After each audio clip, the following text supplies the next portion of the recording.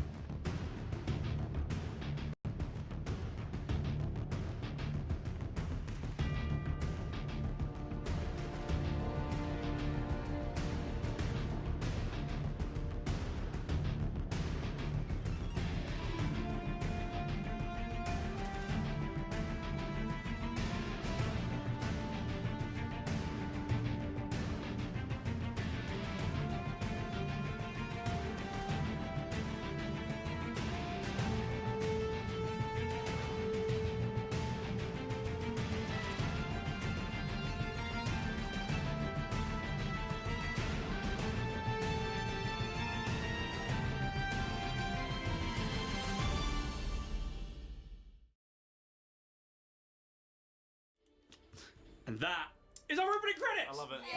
I did that instead of doing anything I was supposed to this week. I spent ages doing that, and it should have taken me no time at all, but it was, I had a little bit of fun with it. I've been making like your little character glitch things all week, and it's been kind of fun. But yeah, hopefully that does your character some justice until somebody comes in with some character art, please. Anybody.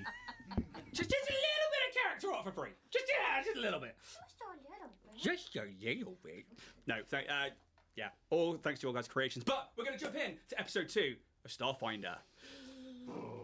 In the center eye of Absalom Station, in the headquarters of Dynatech Industries, a galactic-wide conglomerate, 3 Starfinders and a few Dynatech individual volunteers are sent to go and search, brought in for a briefing to go search and rescue English is not on it today. Chip.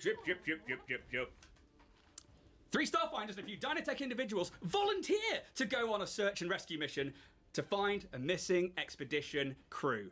The explorers reported missing by Skelkin Shaw, an acquaintance of one of the original crew and fellow member of the Starfinder Society, have requested a search and rescue mission to be taken by both Starfinders and Dynatech Industries.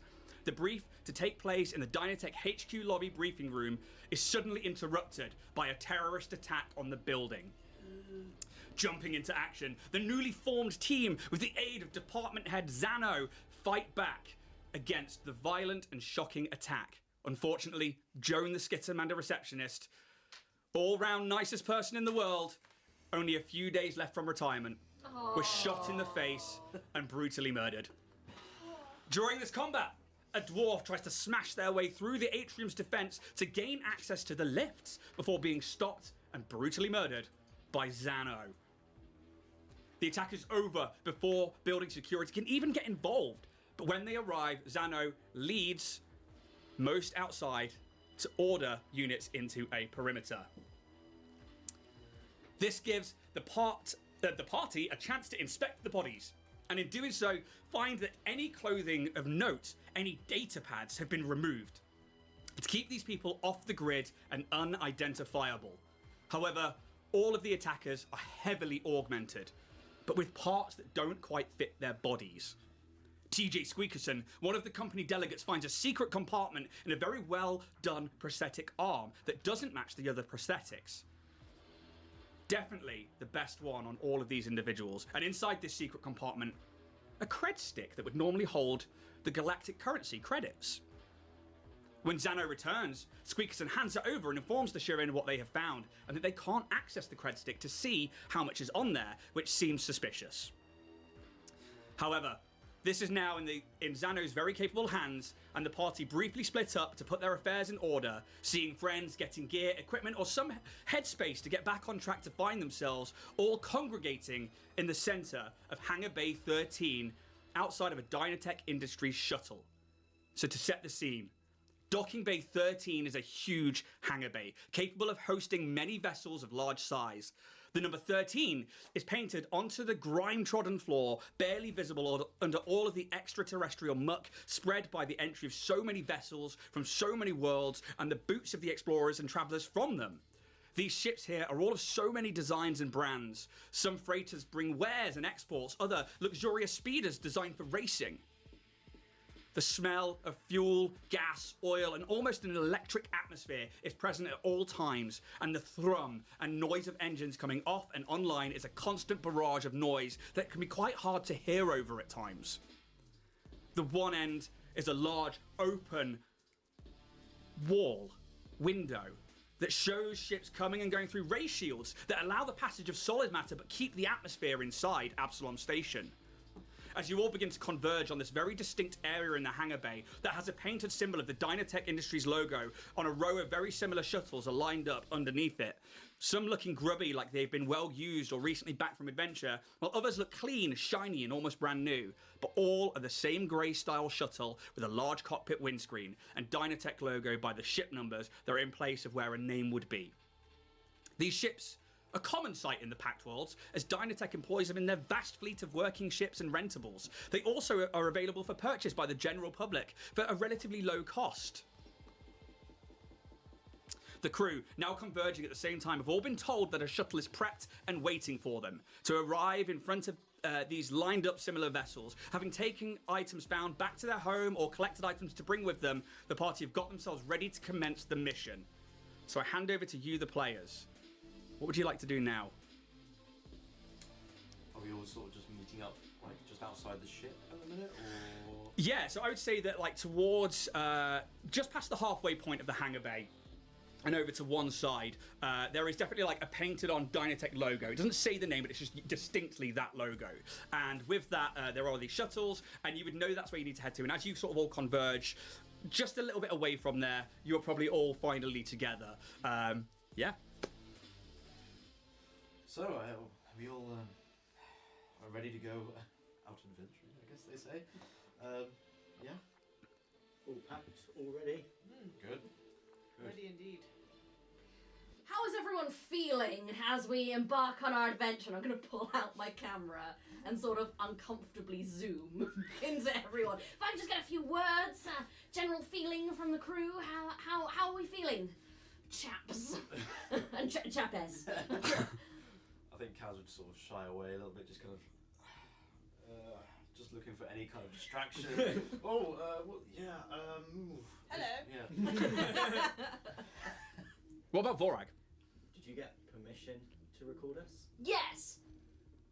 I didn't sign anything. You don't need to. Dynatech is future perfect, and as soon as you signed up onto this mission, you signed up for marketing rights.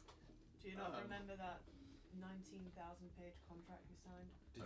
Did you read it all? Did you guys read it? Yes? Always read the fine print. I read the first 4 words and just... See, we were on the 5th. Just missed it. I think Calyx. Stares into the distance. Calyx has obviously absorbed it into their blancmange like. Calyx, yeah, it's very exciting. They're like, yeah, oh, I can't wait, and they're like almost like posing for the camera, and I mean, everybody make me a culture check, just because there's something I want to see if you know. Kaz, you're a tad quiet tonight. Okay, I'll try and talk a little Oh louder. no. Are we? Emily's at that one. It's So a 2. close. Okay, it's a 2. Close. 17. 17. 19. 19. Plus 3, so 5. 5. 12. Cool. Anybody with above 10 would know, obviously, everybody knows of Dynatech Industries, but like recently there had been an expose in the past couple of years on some of their flightware and how there was like lead and mercury within the fibers, and they had to basically recall a massive amount of product. To which end they found Decimar silk, and in doing so they've given this entire species of people who necessarily weren't part of the Pact Worlds before this amazing amount of stuff in exchange for their trade. And Calyx is almost like the poster boy of that campaign. And although they're like, hey, look, yeah, you know, if you don't want to do that, you can come with us and we'll give you a job in the company and stuff like that. That's very much what happened with Calyx. And you can see that, like, there is this, like, when the camera's put in their face, they're like, okay, yeah, we're going out for Dynatech today, and they're like just kind of like bigging themselves up a little bit, but also the crew. And yeah, you guys, have this camera thrust in your face and have a chance to explain who you are. But if you shy away, you shy away. If you don't, you don't. Is this going to be happening often? Well, I am on this mission to promote the Starfinders and Dynatech Industries as, a collaborative family. We want to be putting our best paw forward, as it were. So if it arises and I've got an opportunity for a good shot, I'm afraid I'm contractually obliged to take it. All right. It's going to be a long trip. Yeah. So who's doing what on the ship? Who's piloting? Who's good at what? Any plans? Just wing it. Ba-dum-ts. I'll see myself out. Game-wise, mechanic-wise, actually, it's a very good question, Jack, because obviously you're asking in player and stuff like that, but actually your classes will, as we learn the system, lend to working on a starship. And usually within Starfinder, for anybody who's coming with us on this learning journey, you'll find that soldiers and operatives make fantastic gunners, operatives make fantastic pilots, mystics and engineers, or mechanics even make great engineers because they know about arcana. Anybody good with computers checks will also be good in those. Envoys make for great captains because it's all about giving buffs to the party, and it actually takes your key stat, and if you roll those and you're kind of maxed out in that area, you're going to end up working better as a team. However, that doesn't mean you can't fill other positions. If you're like, no, outright, I'm the pilot, and your piloting is like +0, that's on you guys. But just so you're aware that as you move forward with your certain skill sets that you have as a team, there will be positions that you are probably more suited for. But you don't have to fill those, but yeah.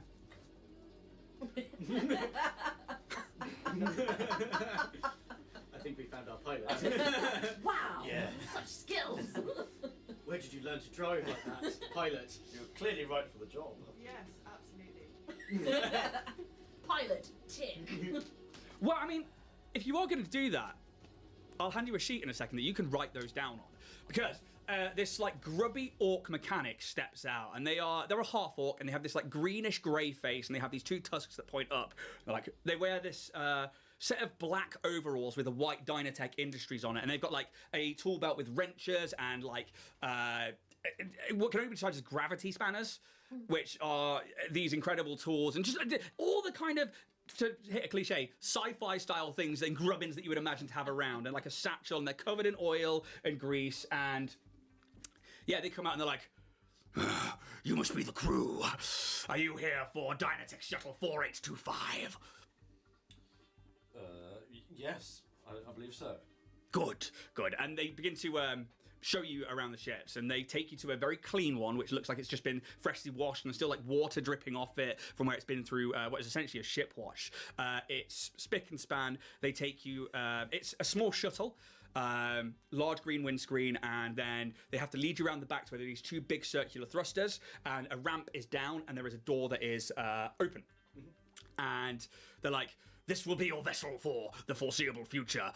If you can make sure when you return it to check it in so we can refuel it and clean it. But until then, and he nods to the Dynatech delegates as it's clearly obvious who that is. The ship is yours. May your journey be blessed. Thank you. So we'll see ourselves around. Thank you. Yeah, cool. Not a problem. I'm going to hand you this. This is your beginning star sheet. There's also a handout for the systems that are on there. There's only 2 systems that I've written down because the rest are pretty simple. Okay. And we'll get to that as we go. Alrighty. Because That's a lot of words. it is a lot of words, but don't worry too much about them because we might not even need it for now. Okay. But I don't understand that for now. that's absolutely fine. It's many things. Absolutely fine. As long as you've got your character sheet, I'll still be a pilot though. even better. Nude. And the steering's over here. That's the iron. Well, you see that in the cockpit there are 4 seats. Something you're quite used to is the standard shuttle thing of having 4 seats in the front. The as you enter though, the actual there's 2 rooms. There's the cockpit at the front, and there's this back room. It is sorted out into essentially what is a toilet, a circular kind of sofa with a screen in front of it. Over to the other side, there's like an It looks like a vending machine, but then you realise it's a biometric weapon rack that you can put your weapons into if you so wanted to. There are, just before going through the doors into the cockpit, 4 bunk beds. So 2 bunk beds, 4 bunks in total. And that's pretty much it. It's quite small. Yeah. This is the biggest room I've ever seen in my life. Even stepping in. But 4 beds. Yes. Who's not taking a bed? The blancmange. They can just puddle down somewhere. Oh. Okay, so that's all right. I can take the sofa, or I can I'll just like sleep in the cockpit. No. As Dynatech's, key player, we need you rested. We need you well. Please. I am quite accustomed to scurrying away into a small corner. I can take But the isn't sofa. the bed like my size, so the 2 of you could quite happily... I think the old ball and chain would have a thing or two to say about that. Tail? Have you not heard of Top and Tail? What? I have a tail. So do I. I'm surrounded by idiots. Sorry. Excuse me? But yeah, you are inside this starship, and it's yours to have a look around, take positions. What you would notice in the cockpit, there is the 2 front consoles are equally shared to either be pilots or a navicom, so you can either navigate or pilot from each left or right side. Then behind them is two other chairs. One of them has more of communications channels, and another one is sensory. So one is clearly a commander's seat, the other one is for ship sensors and stuff like that. The engines are woven into the back walls, so any engine work will have to be done in that back room, basically, and there is a turret weapon on top. So inside the back room at the center, there is a hatch that basically you can press a button, it goes like an iris, and inside it is a gunner's seat for a turret. Well, I like to think of myself as a bit techie, so if anyone else wants to take that part, that's fine with me, but... Alex might have something to say, but she'll Okay. next episode. I'm very good with mapping. That's my job at Dynatech. I'm all about star charts and maps. So I mean, navigation or sensors is kind of my thing. Are you happy having Calyx as your navigator, if you're piloting? They pretty much take the science officer role. Okay. They remain in solid form, it should be fine. I'm always solid. I just can. And she gets real low. Well, he gets real low to the ground, and it's like, again, that blancmange thing, and then it comes back up. Can you get Just slut drops like a bug. How low can you go? cool, bro? Yeah, it's up to you guys what you want to do now. What about you two? I don't mind proving myself with the gun. I'm sure my years of soldier experience and aiming prove that I'm of some use, hopefully. What about you, TJ? Well, I'm gonna get my CV out from my briefcase. What am I good at? Marketing? Do we need a marketing? Timothy J. Squeakerson is proficient in Excel and Microsoft Word. Whitebox as well. I'm first aid trained. I've been in the marketing department for 2.5 years now. Worked my way up through the ranks. I'm quite the people's man, so if we've got any sticky wickets, I'm sure I can talk our way out of it. I think I might have missed why. What brought you on this mission? I applied. Okay then. Alrighty then. Well, I've been looking for ways to, really show head office what I'm made of, and us guys in marketing, we can do a thing or two, and the sense of adventure, the open space. I thought, well, an opportunity's arisen. Why not grab it with both paws? I think Kaz... He's got a copy already. And he's just like, And it just says Galaxy's best boss. Ship brewmaker. Well, we have left a captain position open, it seems. I'll take it. yeah. Already getting in, trying to crawl his way up into the seat and get comfy. Like I offer a hand to boost you, like. Thank you kindly. I can do engineering. I'm pretty good at that. Or computers, anything to do with Engineer, those two check. things. Gunner, check. Navigation, check. Pilot, check. Check. Gunnery, check. Yeah. So I think we got all the positions filled. Seems like we're in good shape. Yeah, everyone Yeah. happy? Yeah. Can anyone cook? You have been provided rations. Okay. There is no kitchenette in here. Okay. The rations literally are like a bag of food that is like sealed, like it's not dry like astronaut food that we think of now, but it's literally like camping ration kind of thing, Okay. soldier rations. Sorry. And it's like nutrients A, nutrients B, and they are, you know, Okay. all got the Dynatech stamp on them and stuff Sorry, like you're that. shit out of luck there, mate. I've got this jelly. We're essentially looking at cat food, but you know, it's nice. It's rations, but you've got about Okay. 14 days worth. Cool. Okay. We're On not going there. to starve, but we're not going to be happy, so. Alright. Should we plot a course? I believe that'll be a good course of action to take. Lamont! Yeah. Okay. Yeah. Oh, okay. Well, if we get out into space, outside of Absalom Station, then we can find a place to. I guess we can start charting a course through the drift. We just need to find a clear space to enter the drift. Yeah. Alright. So, before we head off, has everyone got everything and no one's forgotten anything? I'm all prepped. Thank you. Keys, wallet, phone, yeah, all there. Grenades. More grenades. Just checking all your weapons. I guess we'll get her up then. Yeah. And with that, I'm not going to ask for a piloting check because I know that you can pilot, and it's one of the standard things that most people can do. I mean, anybody can pilot in this sort of like. They make me feel special. But you're a good pilot. That's the difference. Anybody can pilot. It's like anybody can drive if you put your foot on the accelerator. But I mean, like, you know what you're doing is essentially the difference here. And it's really simple to operate the shuttle. You can like bloop, doop, doop, doop, and it only takes like a few seconds to like get the thrusters going, and there's just like as they sort of like begin to lift off, and the back ones you feel like point down, and they bring you up, and you just slowly taxi your way out of tons of ships coming and going, and you have to like sort of almost wait in a queue, like leaving a car park, and it's very, very busy in Docking Bay 13. You get to the ray shields, these like almost transparent wall of force, and you've all been through it before, but anybody who maybe is like not seen anything sci-fi, it's almost like you're about to hit the wall, and as you do, it just pushes through, and there's like a even brighter outline of your ship, as it's like paper thin, but it pushes through this force field and into the vacuum of space. And you pilot slightly off outside of the Armada, this huge fleet of ships around Absalom Station, and you would all know that drift travel means traveling to another plane of existence. The drift is its own complete plane, and what that means is you have to power down your thrusters for a whole minute and stay in motion.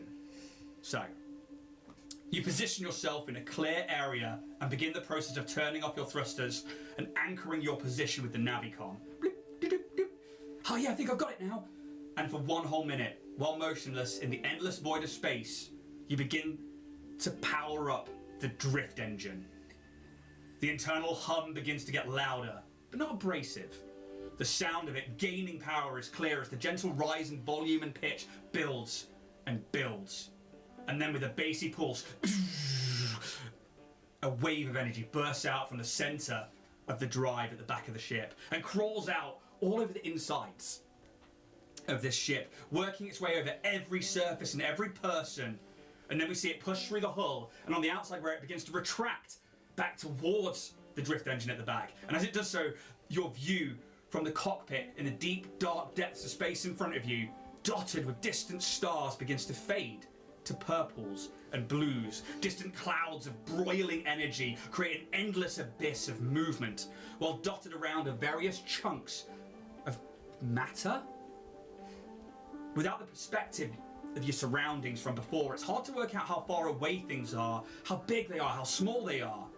And as the drift engine begins to quieten down, almost reversing that pulse sound from when it was activated, you begin to pilot and turn on the thrusters once more.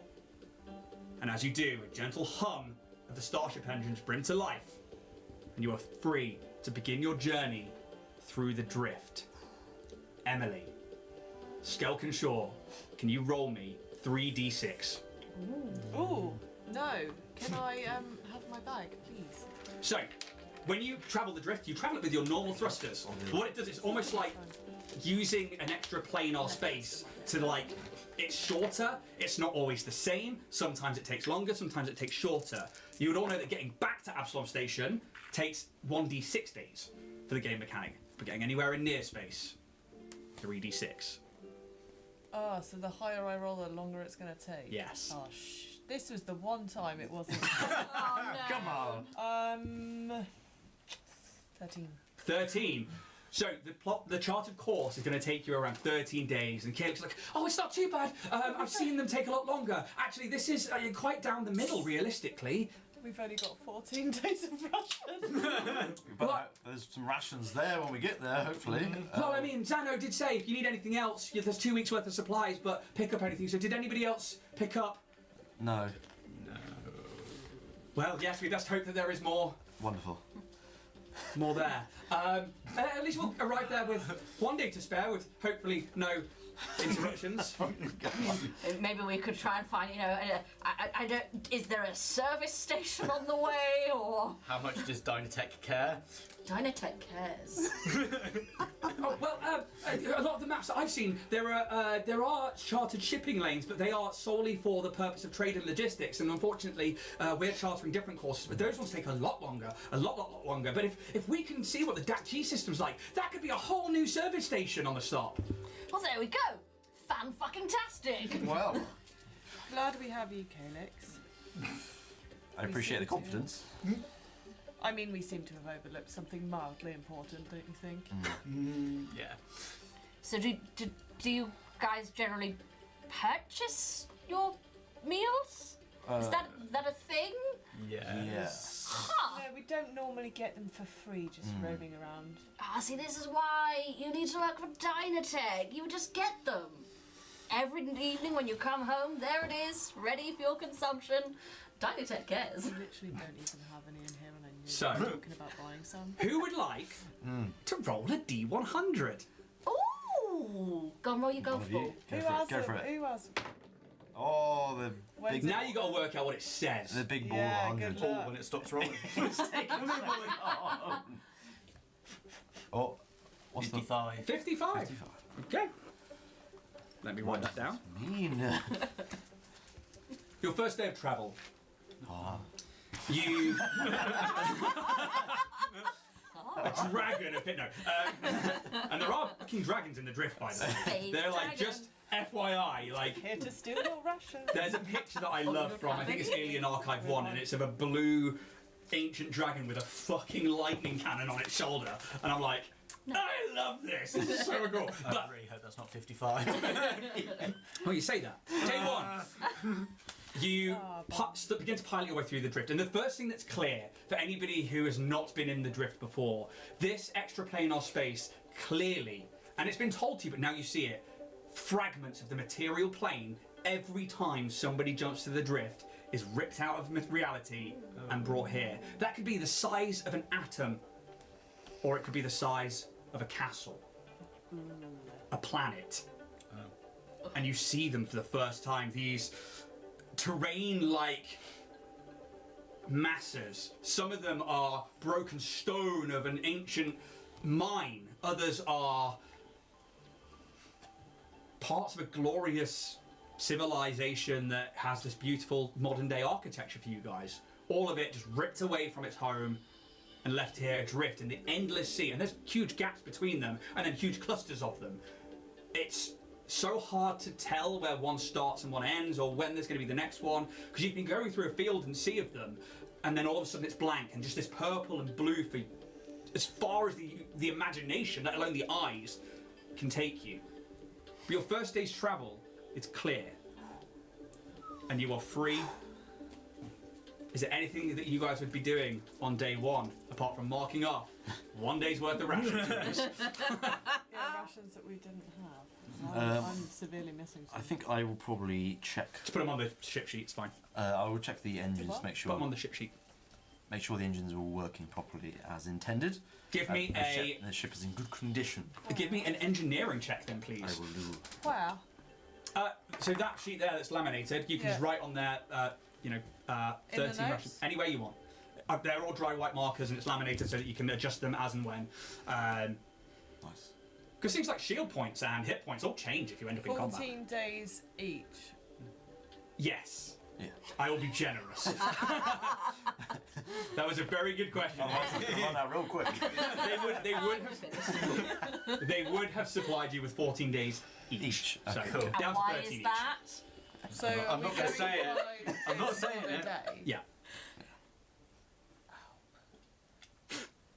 Dynatech can pay me to say it. Wait, what, 14 times 5? Look how big. Yeah. Oh, it's 14 minus 1, 13. So 70 minus 5, yeah, so okay. 65 left. I rolled a 15 for engineering. Engines seem great. The drift engine is now recharging. It all seems to be going fine, ready for your trip out of the drift again whenever you reach your destination. The engines thrum and all seem to be in completely working order. Nothing that needs repairing. Every now and again you hear something but you're not used to it, so you're like, you know, you're not used to those engines and you're like, okay, yeah, no, it's fine, checking it over. All the scan readouts are great. Sensors all seem to read fine, and yeah, everything is all good. Good. Anything else for day one? If there's such thing as an autopilot in some cases, I will want to kick up and get the books out. And that's fine. You can take it in turns to pilot. You don't have to stay in your positions. You can be like, okay, the course is set. All you've got to do is make sure we don't veer. And it's not necessarily an autopilot, because what you've noticed is there isn't an AI on this ship. There's no like voice that's like, hello and welcome to... Yeah, you've got none of that. It just seems to be a basic computer, but there is almost like a, we're on the course, you can hit the pilot, it'll follow it to the best it is, but somebody needs to observe that. So you imagine that the 4 beds, 5 people, is because one person's probably going to be on watch. Yeah. I see. Whoa. Makes sense. Alright. Yeah. Yeah. And if so, yeah, you can absolutely, you can lie in your bunk and there's like a little curtain and there's a screen in there and, you know, it's enough that you can do whatever you need to do. The table in the back room has enough seating that about 3 of you can comfortably get around it. You can project things onto the screen from your data pads, and essentially you are left to your own devices for the first 24 hours, and nothing changes outside in terms of colour. There's no day, there's no night. It's just this endless broil of purples and blues. Day 2. Somebody roll me a D100, please. My turn? Go for it, TJ. Bear in mind, we're doing this 13 times. Yeah. Go on, pick one. Might get the PTZ on it. It's coming back. Oh. I don't know what that That is a 23. Yeah. 23. Ice Dragon! As long as we don't get a 1 or 100, I think we're good. It's what I love, because like I know that like you don't know the system in this way. So like usually when we play D&D together, you know that like I will write because I've written this table. Okay. So you know usually like really low and really high is both very good or very bad. This is completely random, I would imagine. Probably. So just so you guys are aware, the mechanic of drift travel, if you are going somewhere within near space, which this system is, there is a 10% chance of an encounter each day. Okay. Okay. So 10 and under, and you'll have an encounter. You can have 13 clear days. But day 2, there's nothing RP-wise. Cool. I think just for everyone's awareness, I'm going to be keeping a captain's log now. So it'll be like a Is it a full... vlog? It's absolutely a vlog. Like, hey Dynatech Bays, it's Captain TJ Squeakerson. Don't forget to like and subscribe. Absolutely. There's going to be... I'll be trying desperately to kind of get as many people involved as possible. Throwing the camera in our faces. Absolutely. I But imagine I like think... Skel could be there reading, and then like she's like, "Hey, Skelkin, how's it going?" And you're like, but I think I'm going to play it a little bit cool for now and just kind of keep it between me and Calyx just to begin with. Yeah. And just like getting group shots, wide shots of the interior, but not being too pushy about it. yeah. Nice. Oh, sorry. I'd go up into the sort of like gunner's nest, just kind of get a feel for it. What ammo does it take? How does it fire? So it is make sure that is the Dynatech Industries shuttle, yeah? Yes. Cool, perfect. Just make sure I'm reading the right one behind here because I've got one here that's matching. So you have a light laser cannon. Cool. So it just works off the ship's power core. All of the systems work off the power core. You don't need to reload or anything like that. It's one of the joys of Starship combat. Cool. But it's a turret system. You get used to this, like, you know, you turn it. It's almost like a little controller, and you're very used to stuff like this, Borog. You're like this big meaty vest, but like inside, even in this cockpit, it's made for any sort of size. And even in like when you're wearing armor, you'd be like, yeah, this is actually all right. And I would presume that anybody wearing heavy armor would probably take it off during the journey. Maybe. I'm not wearing heavy armor. No, yeah, you could be in a flight suit, but yeah, you know. I think at the moment I'd keep it on. Yeah, just in because it's case. early days. Yeah. You know, Okay, I know cool. we have like 10 days left. And we clearly have some psychos on board. As you say that, we're all there like. Yeah. And yeah, day 2 goes off without a hitch.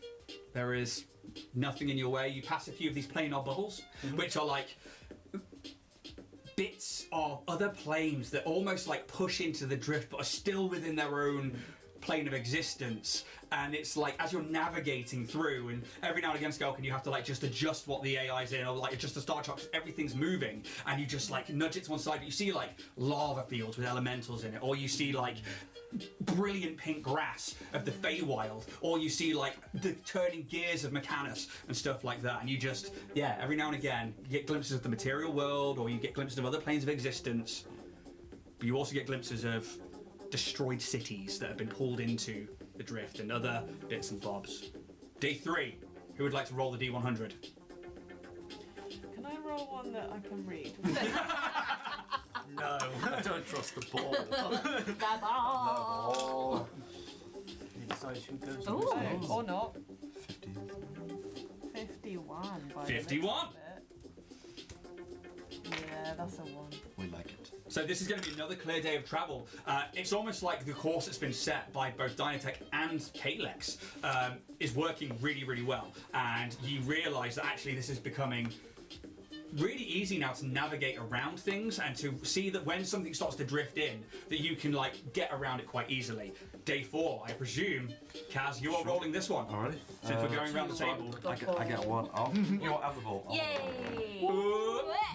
For those who can't see the ball, it is a huge D100 that is, it's bigger than a golf ball. It's just slightly smaller than a tennis ball, and it rolls and it rolls and it rolls. Oh no! And I'm presuming you picked that up from local shop, Happy Piranha. 100%. Ah, it's off the table, it doesn't count. It's still going! It's almost like we have dice trays. They're not Got the check starting. mine, pull the Mac out. Right. Would you like a dice tray? Yeah, go on then. It's not like I haven't got one. Well, it's over If your side. anyone's interested, that's a 94. No, because it's off the table. But it counts! Alright. There is a dice tray for you all. Thank you. Right, here we go. That's a 48. 48! Another clear day of travel. The ball. You would see that there are other ships here as well now. Few days in the drift, and at one point, whoever's on watch, I'll roll a d6 for it. On a 1, 2, Kalex 3, 4, 5, on a 6, I'll roll again. Kalex will be like, we've got a ship. Oh, there's a ship close by. And they wake all of you up or pull you in from food, and you can like look out the window and see on the sensors, and there is a large, huge vessel that is luxurious. It is like completely white. Culture check from you, please. And it's like just embroiled with gold and flags and solar sails. Everybody can make a culture check, but specifically you're going to have a circumstance bonus to this. It's an 18 total. 18 total. I'm going to give you a +2 to this So because 20. of your backstory. Oh, okay. 15. 17. Nat 1. Oh. So, one of the moderators had asked us to make sure that we point out all the Nat 1s and all the Nat 20s. That is the first Nat 1 of the night with Emily! Of course it is. Skelkin Shaw. And I think actually this is quite apt because I don't think Skelkin would know what this is, because I don't think Skelkin takes time for themselves in this way. This is a luxurious drift cruiser.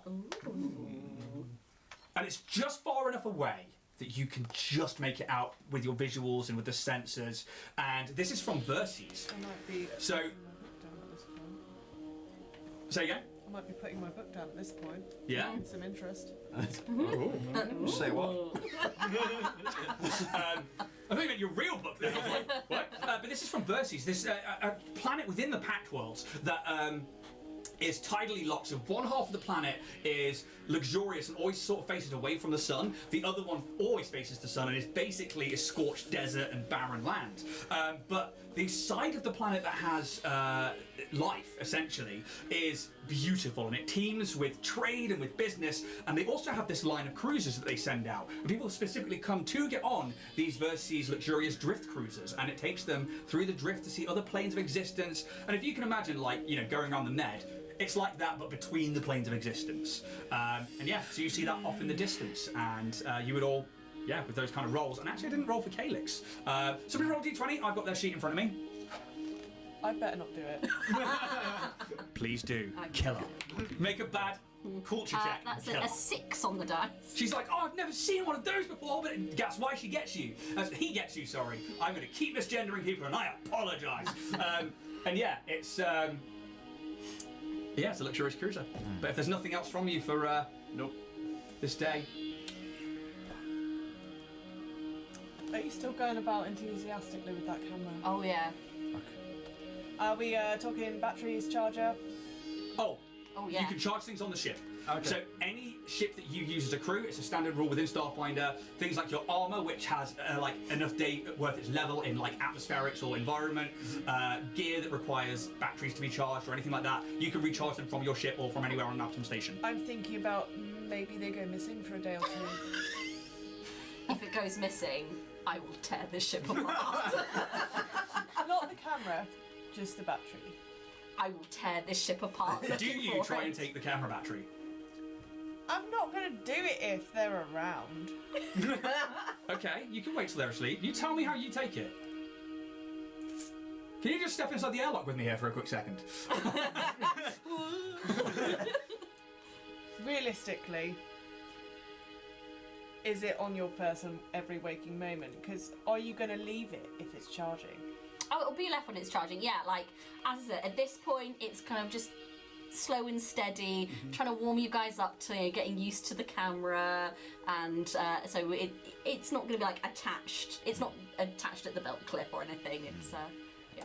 Okay, so the charger, whilst it is alone, is gonna go somewhere, and the camera will be left where it's charging. Give Minus me- the charger. A sleight of hand. Oh, I'm good at this. However, everybody gets a perception check. However, Oh, Oh, okay. she would be doing it when you're asleep. Yeah. So yours is at a very, very, very big minus, to the point where I'm almost like, I might not give you the perception check. However, everybody else is to and fro on this ship at all times, so yeah. I'm assuming, Emily, from the for fuck's sake, it's not another one, but it's not good. what did you roll? I rolled a 4 and I got something to add to it, but it's probably not enough. 13. 13 total. It's not bad. I got a 12 perception. Kaz, you are none the wiser. For RP reasons, I will abstain from roll because I am asleep. What's this? Oh my god, where has it gone? What is it? No! Oh, I know. Tiny. Get it, the tiny missile. So, I'm going to get the numbers and I'm going to describe what I've just thrown at a person across the room. Numbers from yourself. 17. Calyx with a nat 1. So you probably see this, and you probably see Skelken doing it. Do you stop them at all? No. No, not at all. Yeah, fair enough. I'm not destroying it, and I'm not putting it like very far away at all. If it was maybe like at the end of the, no, you're sleeping, so it's not going to be at the bed. In one of the like cupboards in the kitchen or something. Yeah. One of the high cupboards. No. Step out of the airlock. I want to put it in a place where TJ may think that they might have left it. Okay. Not somewhere that's clearly we're messing with them. Yeah, cool. Inside the torpedo launchers, right? No. Let me get in here. I've just handed one of the players one of these. These, Ooh. I call them cred sticks because it's fun and I've designed them to look like that. Starfinder doesn't have inspiration, nor does it have advantage or disadvantage unless you take certain feats to do certain things, and it's very specific. This is a token that you can spend whenever you roll a d20. When you spend it, you have to hand it to me. It is a one-time thing. You can use it to roll twice and take the higher, or you can impose it onto somebody else and have them roll 2 d20s and take the lower. Ooh. You may also give them to your party members and NPCs if you think a moment matters. They stack. If you have 2 of them, you can hand both of those to a player that's already got 2 of them, Triple advantage. and they can roll 5 d20s. Damn. So they don't run out like inspiration. There's no No. time limit. Okay. There's no time limit. Don't do that roll now. Just, I'm just gonna remember who stole my charger. How can you remember something you never knew? Exactly. But that's what these are. I'm calling them cred sticks, and when I launch one of these at you, and I will give these out if somebody does something detrimental to their character for RP reasons, if they do something like tell an amazing joke at the table, which you missed out on last week because you said it during the break. And the other one will be for amazing RP moments, or potentially for if you call me on a rule that fucks yourself over, you get one of these. If you're like, actually, they would have had X, Y, and Z, and that's like a +20 to hit, and now my character's going to die, you're obviously going to get one of these. Basically, just being a good player. I can't use them. I won't be giving them to myself. But you can impose them on my characters and my NPCs and creations to force disadvantage, essentially. Okay. So when it matters, you can spend them. So that's a new system that is new to this game that we haven't done in our D&D before, but I liked it when I saw it on Glass Cannon, and I was like, we're fucking doing that. That's awesome, and it's well worth the reward, I think. Is there a gap in between the cushions on the sofa? Yes. Well, it's like one solid thing, but it's like pleated. Is it pleated the right word? Where it's like pressed in the like little. Scalloped. Yeah, kind of. Like What about behind the back and the butt seat? Definitely. Yeah, go in there. That could easily be an accident. Awesome. I'm gonna put my cred sticks away. But you want one. You've got to earn it. You've got to earn it. But yeah, that will be the end of that day's travel. Can I? And that was 4. That was. That's day 4, yeah. I'll Yeah. change Because it I on haven't this. been. Yeah, do you want to? Should we just leave it until we Would I encounter know? something? Do a If little tally. checking for life signs on another ship or stuff like that, would they know they've been checked on? Already. Oh, that's a Stop very good at the question. shop. I think that I need to look that up. There is both the Galactic Galaxy Operations. Galaxy Operations Manual, I think it is, or Galactic Travel Manual. Can't remember what it's called. Starship operation. That's the one, and the court rulebook here. I'm going to hand that to you Okay. to look up, or you can Google it. Absolutely fine. I'm so sorry, I was talking over you. It's fine. No, it's fine. It's fine. It's all good. Don't worry about it. Do you want to do something secret? No. Secret. I'm just trying to He's see. checking a mechanic. We need Calyx to direct us to a shell garage. Yeah. Shit. So you would actually like to go exploring in the drift? We need We some need picnics. food. The Woolworths. This is where I it's do gone. Where's the not- nearest Woolies? I do not want to leave us with only 1 day of rations in case anything goes wrong. That's insane. I wouldn't wait until halfway through the trip to do that if we could find somewhere to get food. I'm hoping Calyx is going to know. So, I mean, I can try. There are certainly planets that get pulled into the drift, and sometimes there are people who live here in the drift. We might encounter other ships that might be able to help out, but I can certainly start scanning and checking if you'd like. Okay, that would be an advanced sensors check, which is actually on that sheet just there. I believe the sensors get a +4 to their bonus because of how the ship is particularly built by Dynatech Industries.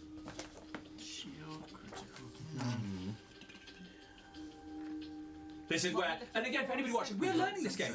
We're going along with it, and we know some of the lore, we know some of the rules, but we're just having some fun. So it's well worth the read to make sure we get things right. The sensors on the sheet. It will be under, and I've got one right here, so I'll have a quick look. I'm going to have to bring up the actual ship here, that's why. Because when you build it, it's in there, and it doesn't show on the sheet, which is really annoying. Let's have a quick look. Campaign. Modifies +1. So that's the computer modifier. Okay. What this means is that during the, if you end up in Starship Combat, during the piloting or the engineering phase, you get, if you want to, once per round, you can have a +1. Twice. So it's like +1 in one of the phases, +1 in the other one. 11 to 30.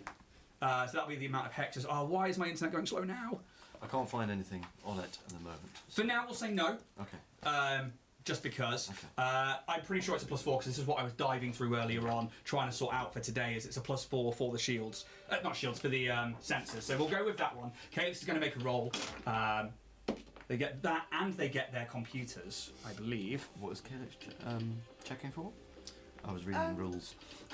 A shell garage. Okay. Okay. All right. That's fine. So Just double checking.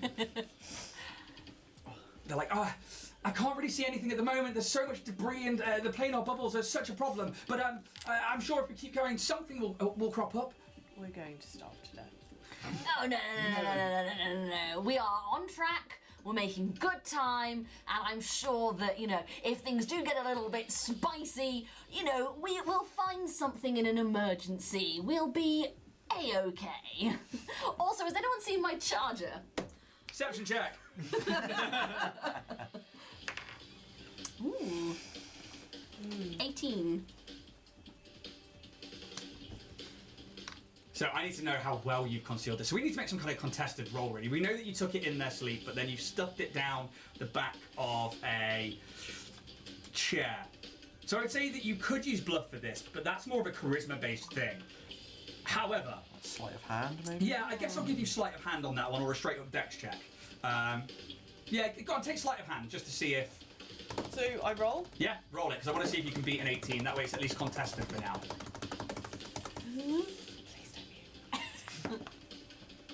Yes. What's the roll?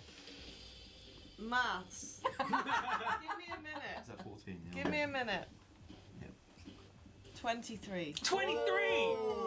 What is your sleight of hand modifier? +9. +9! Damn, girl! You look everywhere, and you're looking under your pillows, and Kate's like, oh, can we do our vlog today yet? Can we do our vlog today yet? Yes. Calyx, please. I think the tie has become a little loose. Sweating a little bit. Yeah, the fur's become a little bit matted around the brow. Guys, seriously, if you find it, you have to tell me. How far into the day is this panic ensuing? I think An hour after being awake, or? I think we're probably looking. He's been casually looking most of the day, just trying to get. Hey guys, if everyone could just have a look out for my child, this thing, it plugs into the comms, and then after lunch he's just the panic is setting in. Seriously, it's Dynatech property, guys. I really need it back. On a sealed ship, it's got to be somewhere. I know. Logically, I know. And I know you know. And that's fine. And that's totally chill. It's just that I have to do my daily vlog. I need the content, guys. Seriously. Have you tried under the fridge? Under the fridge! I'm gonna dive and try and get under the fridge. No, there's no fridge. There's no fridge! Just jumps out the ship. Guys, I don't mean to alarm anyone. I think someone's taken the fridge. There's something wrong with the left phalange. I would just go up to TJ and be like, it's okay, we'll find it. We'll find it. Did I see you seeing me hiding? Yeah, for sure. Yeah. Okay, so we're Always watching. Wazowski. I'm gonna go about my business. Yeah, and another day passes of drift travel. We move on to day 5. No camera, no vlog for day 4. Can somebody roll, please? A D100, or maybe I take it. Ooh. And I'll do it open so you guys can see. I'll do it through the thing. Yeah. Yeah. Ooh. Ooh. What was that? That's fancy. Like a little spinny. Ooh, it's a 50 and a 7. It's a 57. We like it. I'd like to thank Sorcerman Studios for the awesome GM screen and dice tower. 57. You're going to get another clear day of travel. Another day spent. Perception check if you want to try and find that camera. Hell yes. What's your intelligence modifier? It's got to plus be 2. good. Oh. +2's not bad. Oh. 24 on that one. Oh yeah. Oh, she's fine. Somewhere towards the back end of the day, You are flustered. Maybe like your tie's undone, and there's yeah. like the fur of this like hamster like Yosoki is like all matted where they've been pulling on it with anxiety and stress. Their ears are like tugged on, and maybe like the whiskers are pulled a little bit, and the suit's like fully. They're like the comedy kind of zigzag whiskers. And you sit on the sofa. You just like sit back to like. I don't even think you can eat at this point. And then you feel like your little tail, that tiny little nubbin, just dink against something, and you're like, huh? Ah! Immediately plug it in and watch it. You're gonna sit there while it's Plug it in, charging. watch it charging. I just look over and be like, 2%. 3%. Waiting for the green light, waiting for the green light.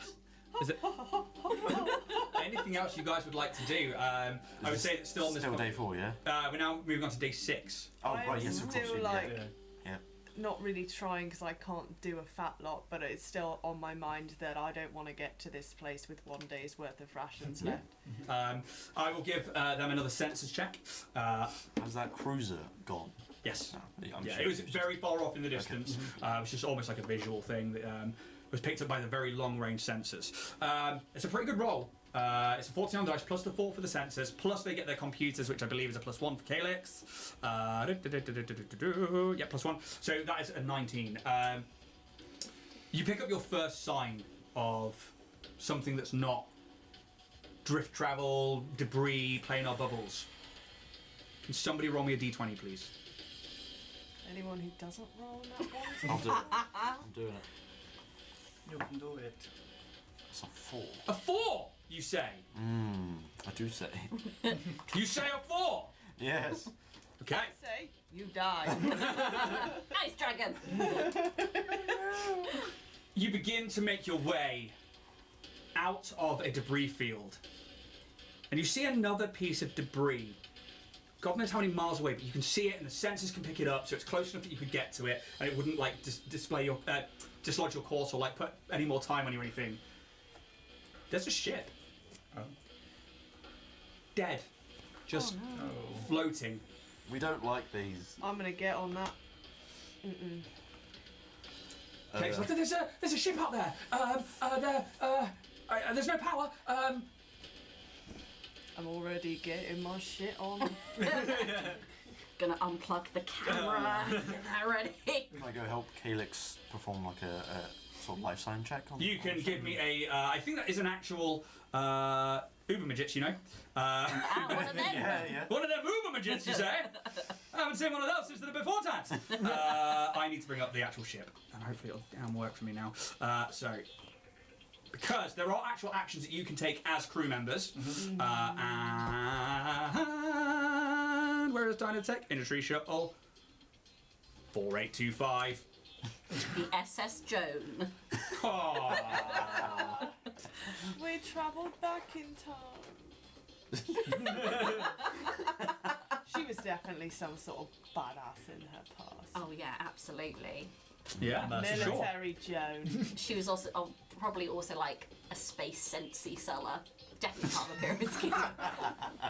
So systems. This Mars dust. Avon representative.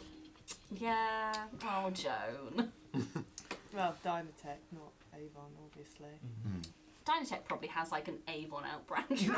There's Okay. definitely some like makeup with chips in it and Yeah. like tracking lipstick. For your safety, of course. Safety. So, this is usually done during the helm phase of combat, but actually it's a crew thing you can use anyway. Scan. The DC is set at 6 to begin with, but then it changes depending on what happens next. So I'll read it out for you so that you know. You can scan a starship with your sensors to learn information about it. This action requires your starship to have sensors, which you do. Cool. You must attempt a computer's check applying any modifiers from the starship's sensors, the +4. You can attempt this check untrained. The DC for this check is equal to 5 plus 1.5 times the tier of the ship being scanned. Because good old Paizo. I think you've lost to me. Don't worry, all I will good, set we you got this. it. I'll set you the DC in a second. I was reading it out. Plus, its bonuses for any defensive countermeasures. If you succeed at this check, you learn the first unknown piece of information on the following list. For every Sorry, I just saw the moderators chatting, so I was like, just checking that real quick. It's all good. If you see this, you can learn the first unknown piece of information the following. For every 5 by which you exceed the check, you learn another unknown piece of information. Subsequent checks reveal new pieces of information, continuing down the list. So actually, even if you do it once and you fail, you can do it again, and you can do it again, and do it again. So, you can use the scan action. You can also aid each other. This is another Starfinder rule where you can basically make it's a flat DC 10 check if you are proficient in the skill, so computers in this case, and you can stack them. So if you're all like, yeah, we're going to help, and you've got proficiency in computers, you get +2 if they pass, +2 if they pass, +2 if they pass, plus the 4 from the computer. Okay. So that's well worth doing. Okay. So, would anybody like to aid? Definitely me. What Can't. can I aid Absolutely in? will help. Does it in the have to be computers. computer? Yes. Does it stack? Yes. Yes. Can I just double check? So on our sheets, obviously we've got class skill and trained. Is trained the proficient? If you've got a skill rank in it. Cool. Ooh, Alright, yeah, cool. How do we? Yeah. That's the green. No, the blue. So the skill Green. ranks. Green is Blue. Blue. Blue's trained, Blue is trained. so it has to be blue. For you to be able to aid, yes. Okay. Then no, I can't. Oh, Calyx can. Oh no, they Wait. can't! It's they're blue, not but it's yeah. I've got a green, but the blue is like hollow. It's not a blue No. folder. Does it have do you have like the computers with a number and then a little number next to it? Yeah, the little number is Yeah. 0. Okay, cool. So you have no skill ranks. The little number is your skill ranks. If you put a skill rank in there, you can then aid. So Got you. Then no. no, No. no. Calyx can. So this is a DC 10 check for Calyx. It's an 11 on there, plus the 1 for roll. Yeah. You get a +2 to this, so you get to roll and your computers +4 Okay. plus another 2. You got Okay. this, So man. many plus- numbers. Okay. All right. I take my shoes and socks off now. It's not great, but that's fine. So that's a 6 on dice. 6 on the dice. That's an automatic pass. Plus 8 from my computers. Plus 8 from your That's computers. 14. Plus 4 from the sensors. Yep. Which is 18. Yep. Plus 2 because of Calyx. Yep. So that's 20. Awesome. So I mean, so Starfinder is all about finding the modifier. So whereas in D&D it's all about the advantages, disadvantages, this is about going, how can I aid one another? How can I give you a +2? How can I take a +2? And that's, yeah, and things like the computers check where it says modifiers +1/+1, you could also do that in combat. You get an extra +1 if you use the computers, which is insane. It's really, really cool. With a 20, it absolutely destroys that check. Damn right. So, the first bit of basic information would be normally living crew, complement, and ship classification, size, speed, and maneuverability. This is a light freighter. It is disc-like in shape. Crew complement could be anywhere from 1 to 5. There are no life signs. There are no power signs. Defensors is the next piece of information that you would get with the next +5. AC, total, and current hit points. Total hit points, 0. Total shield points, 0. In all quadrants. And the core PCU value, the power core, is 175, but is dead. Weapons. It has 2 turrets, one at the top, one at the bottom. They are auto laser cannons. These are usually ones designed to auto fire by the ship's computer. And last but not least, load. Information about how the starship's expansion bays are located and any cargo the ship might be carrying. As for cargo, it seems quite bare for freight stuff. But you can tell it's been modified to be a living space. So its cargo holders become a living space. It's already been pirated. Entrance to the ship is 1 cargo bay door at the back. Exit. You can dock with the ship and join yours. Basically, what would be tail to tail, creating a vacuum seal that would then you could atmospherically pressurize the inside of that ship. Or you could go for a spacewalk. If you have any armor whatsoever. It comes with a level's worth, so whatever your level are, so level 1, 24 hours, 1 day's worth of atmospheric breathing, and also environmental protections against things like acid rain or, the environment for that many days. Okay. So I leave it up to you what you do here, but Cake's is like, I mean, if they're in danger, surely, as Dynasec reps and Starfinders, we should help them. Does the ship look like it's been a wreck for some time? Why don't you give me a perception check, buddy? What counts as life form? Very good question. Can you make me and I'm going to call this a recall knowledge check, because I want to see if you would know this from your backstory / me just giving you free information. But where does that come under? I have the DC over here on the second GM screen, which is here. Recall knowledge is it basically allows you to get information. You have really easy my questions, God. which is 5. Really? Oh my god. I'm going to give this an average, which is 15. Was that in that one? Another one? Second, and that one. TJ, Mate. not TJ, Geeky, Add it. add it. Second that one for Oh my god. Skulk and Shaw, played by Emily. I recall nothing. Pick up the crown, that one, Queen, because you're killing it. I temporarily forget who I am Oh, where I am, no. what I'm doing. You're unsure because of what you've been pouring into for so long, I need my dice jail. It's coming and you're back. not used to, I think, starship travel like this because you've basically, with your backstory, not done that much of it or been at the helm that much, apart from your own tiny little ship, and it's hard to remember what would show up as a life form or not. You know that certain things do and don't, for sure, but what they are, you're unsure. Yeah, but now can I realise that my brain is not good enough and actually ask the team? Yeah, I would say yeah, you can do that if you like put that out loud. Yeah. No life forms, but what about dead forms? Or computer forms. Everybody can make a recall knowledge check. I did a 27 on perception. 27 was it? Yeah, it's definitely been in a firefight. It's definitely been How shot. long ago? Hard to tell because It's the space in the Things drift. don't Yeah, decay. but like the armor plating, does it look like it's Undead. decayed a lot? Or? No, it looks like it's taken battle damage, and unfortunately, in the deep dark depths of space, it's just a blown up ship. Right. 17. 17. 6. Do you add anything to recall knowledge, or is it just? I'm setting the DC for Okay. each of you based on the main table, which is like really easy is 5, average question is 15, or a very difficult question is 20 to 30. But because of the way you wrote your backstories, I'm very specifically modifying the DCs with a +2 or a -2, or in one person's case, a -10. I got 15. 15? On dice. Okay, I'm actually going to give another person -10 as well, who's not here at the table. Roll a nat 20, Bo. Oh! That's 20 for Calyx. With a -10, Bo, for a 10. Ian got a nat 20. Yeah. Hey! Technically, Calyx got a nat 20, but I fucking rolled it. With the Dragonborn Industry prototype dice that we'll be using all season. Did I tell you guys about this? Treasure? I'm going to give this away at the end of the campaign. I'm going to roll it all campaign, and then I'm going to, during the last That's cool. ever session, I'm going to do a giveaway for it. That's adorable. Yeah. So that it's got some history behind the stream.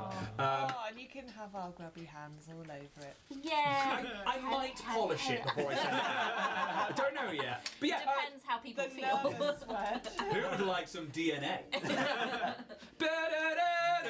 So, It's not going to be free. anybody who rolled 15 and up, yes, sensors definitely pick up different life forms. And you said something that adjusted the DC for everyone. Undead. It does not pick up undead. You know full well that there is a planet within the Pact world called Eox. This is an undead planet of undead people that are part of the system and part of the Pact. They are, they're not a life, well, they are a life form, but they're not alive. They're an unalive form, and they don't show up on scanners. They are quite literally, undead doesn't show up. Would androids come up on that? They would. Okay. But realistically, undead don't need to eat food. So if there was food on that ship and there were undead, there would still be food.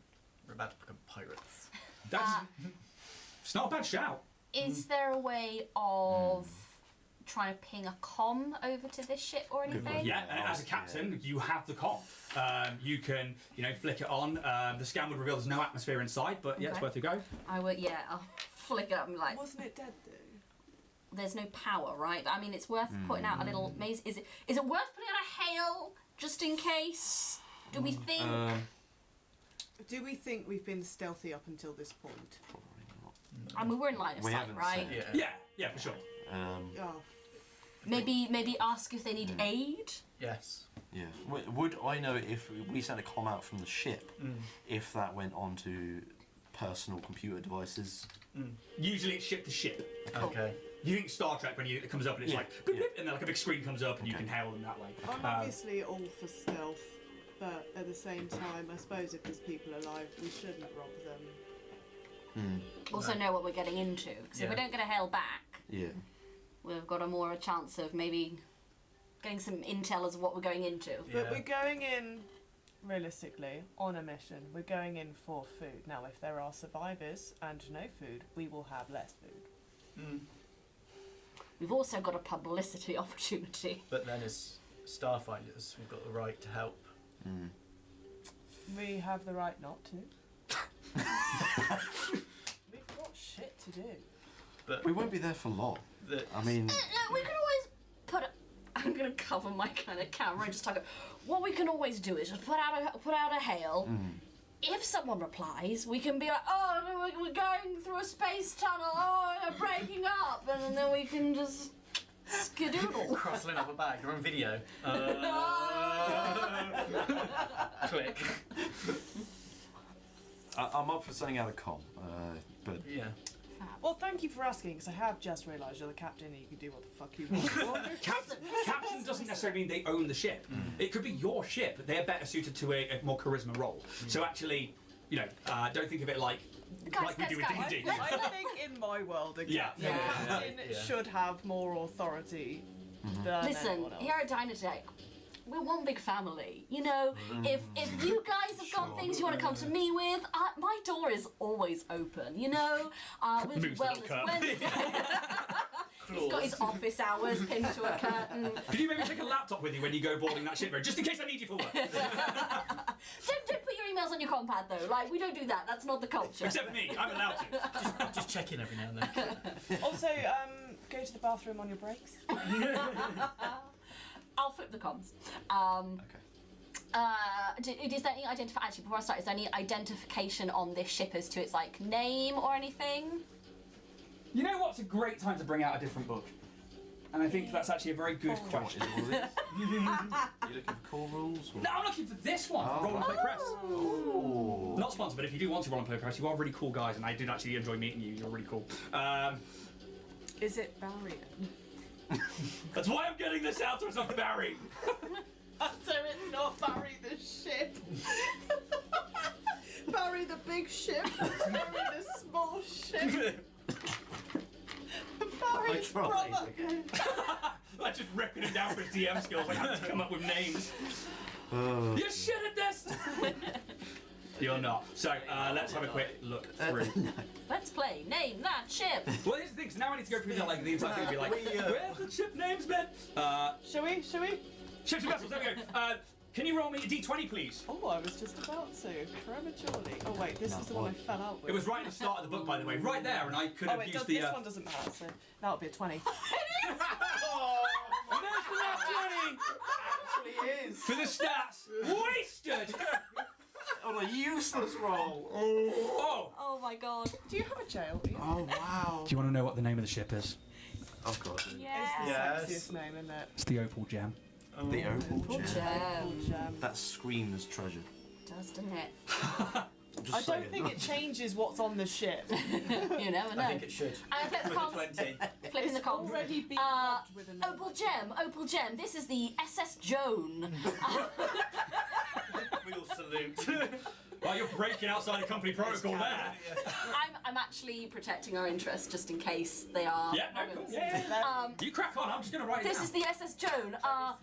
We've done a scan of your vessel and noted there seem to be no life signs. If you are in distress, please do let us know and we can maybe lend a helping hand. This is the SS Joan. Over and out. Is anyone getting their gear on? Yeah. Is I'm there anyone I'm ready yeah, to I'm get not- out? Straight I'm to the locked and tie. loaded. I think I've just slipped on the last little piece, just kind of. Any response? No response. As it just in the view screen just turns. Right. Shall we? How would you Arse to arse. ask to ask? Yeah. And what about the ships? I'm gonna get there. Say that again.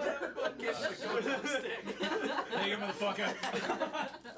Ian, you've got to stop chucking these at us. I think we can Would be great, but not heavier. we can And make you this thank me vlog for it. You just go makes me into a downhill brick. so fast. Yeah. This is going to be not company like vlog material. So why- instantly. What we'll do,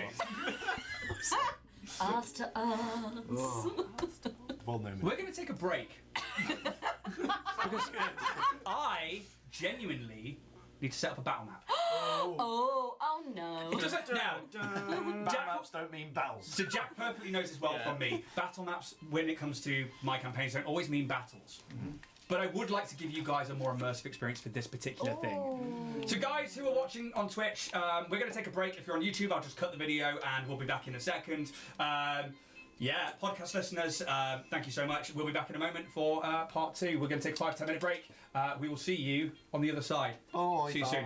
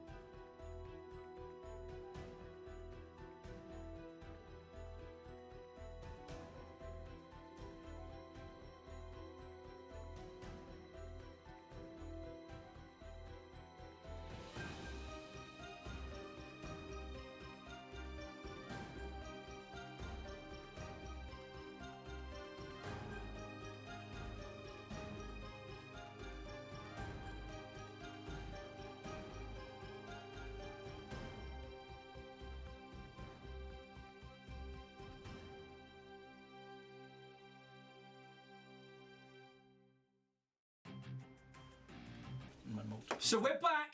We've had a break. We've got some tea. Hello.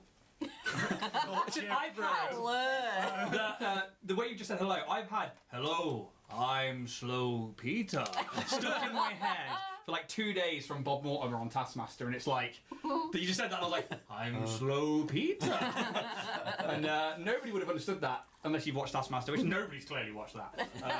It's such a niche I still show. don't know what you mean. Why don't you remember every line that's ever been said on TV like Alex and I do?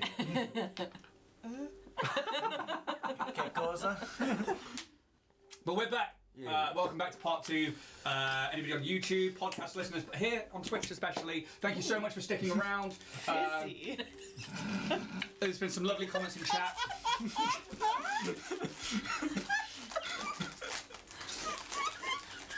There's been some lovely comments in chat as things break down here at the table. Give me a biscuit! Busy.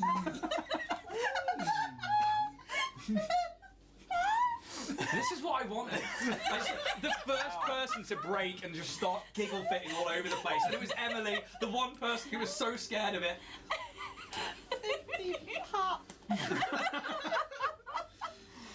Oh dear. Well, Anyway.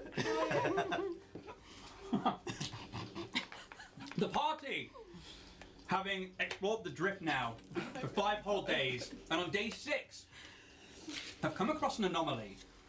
A derelict ship floats, lifeless, in place on their journey. I saw you, Joe. The SS Joan, R.I.P. R.I.P., decides to dock, butt to butt, tail to ass. ass to ass, so that they can explore in the hopes to find rations, as they were given 2 weeks worth of rations, but Skelkin Shaw seems to think this probably isn't enough, since they now have 13 days of drift travel to do. This, and I'm going to flick to another map, so that you can all see at home, the SS Joan, or Dynatech Industry Shuttle 4825, Forget what it's called. is it actually called? And the docked ship, right there.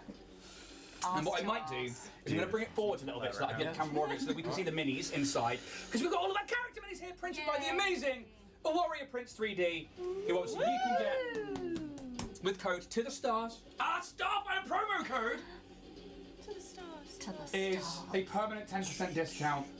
There we go. That is a sexy looking dog. Oh. You dock in the sexiest of ways.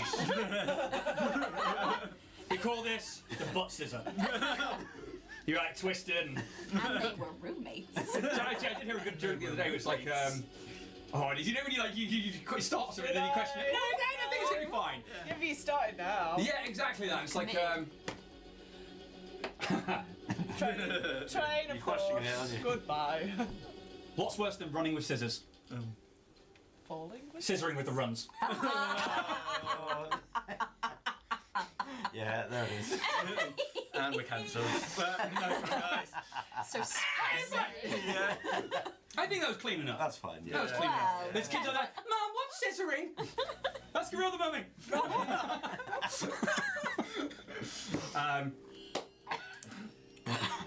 They've decided to dock and board in the search for a survivor.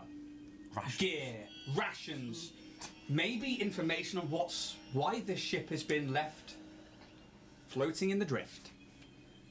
I'm going to open Oh yeah. Opens. Ah, your And there it ship. Don't look. it's topless. I'm also going to take the windscreen off. Whoa. It's easy. Daddy. Personally, I think that Skelkin Shaw probably would have. Okay, we have a daddy at the table. Right, okay. Although not Rough the first issues. time, No, Jack called me daddy the other week and I really enjoyed it. but I daddied our friend. That wasn't on stream. Come on.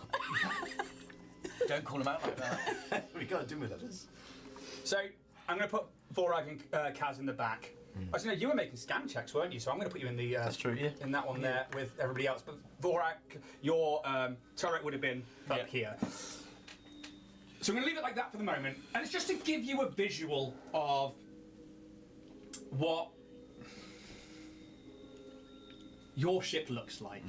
It's A lot smaller than I had in my head. I'm so little you small, can't. like- It's so small that they are in the cockpit. Really? Yeah, I mean, like, Just see above the there's that mirror. other mini, is just there. Okay. But if not, they should come up during the break and when we're in the RP map. We're going to take this like a loose dungeon crawl. Loose dungeon. Yeah, Okay. we're going to do like a loose dungeon crawl. So I'm not going to have you roll initiative, but I'd like you to either tell me where you'd like your minis moved to and what you're doing, what actions you're doing maybe, and we'll just go from there. Okay. Hand over to you. I think we'll just reiterate on camera that Calyx is staying behind as the getaway driver. Okay, so Calyx is like, yeah, okay, I'll stay here and I'll keep the engines going so if we need to get away. But understand, we will have to, I think, unclamp ourselves from the other ship if we do need to get away, or else we're just dragging it with us. Do you know how to do that once we're on board? Actually, I'm going to do that open. It's a 16, Okay. plus piloting, which I'm pretty sure they've got something in piloting. Plus 2. Calyx can Calyx can fly. yeah. Calyx, yeah, I think I've got this, and then just like morphs into your chair. Captain Calyx. This is exciting. And over to you. Well, we have a getaway vehicle. Getaway driver. I think Kaz will probably just get ready, get his armaments ready, and be on point. Ready for when Are you getting weapons out? I will have my pistol. I can out. just see this at the other side of the table. And the soldier's like, fucking run. Yeah, I'll just be ready for when the door opens. Yeah. Just ready to go. Sort of SWAT team style. Okay. You would know that your back ramp and their back ramp Okay. have docked, and there's been like this kind of hermetically sealed that's come out between them. Obviously, I don't physically have that, but So we are pressurised now. you are pressurising currently. Bless you. Bless you. Pressurised! You can click some buttons in there. And it's like, you feel the ramps come together, but obviously you do have to open your door to go through. So, yeah. I think if no one's making a move, I will strongly walk through, draw my pistol, and get going. Awesome. My plasma claw, to be precise. Awesome. So I'm going to put Vorag, Skelken, and Kaz then by the door, and I'll leave TJ Sweetson just behind, Yeah, with camera in hand. camera in hand. Yep. Okay. Logging that side of the face. So bear in mind, Smile, guys. Camera already. if that's in place in your hands, You can't have a You weapon. don't have a weapon. exactly that. It's fine. It's okay. That's cool. No, as long as you're logging it, that's absolutely Yeah. fine. You crack on. I've put a torch onto like the side of the rail, so I've got something in case Nice. Yeah. there's no power we can actually see. Something worth pointing out, most of your gear, especially like your datapads, has things like torches on them and stuff Yeah. like that. So you have like a basic gear because there is a sci-fi tech magic Yeah. element to it. But yes, absolutely. So you have light. Anybody else getting ready, or are you just hitting the door and going through, Skelken? Yeah, I'll probably do a cursory check to make sure everyone has got their shit together. I'll give you a But- sort of cursed nod. Just Pistol, draw. Lights, exploring. Camera.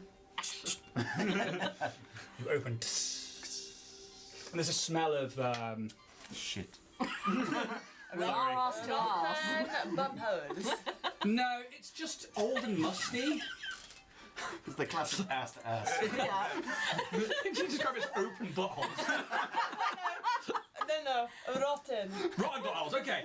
That's somehow better than open buttholes. Straight down the gate train, okay. Yeah, you're right. It's worse. Yeah. You agape the door and I was fully prepared to leave you just going, but you had to say that. This wind travels down. sorry. Oh my god. No. Yeah. The door opens. It smells old and musty. Do you just want to start heading in? Yeah. Yep. Okay. You say you moved to their ramp. Yeah, I'm keeping close. So what would the order of march be? You said you were keeping close first, so I'm going to put you right Okay, behind. alright, yeah. yeah, sure.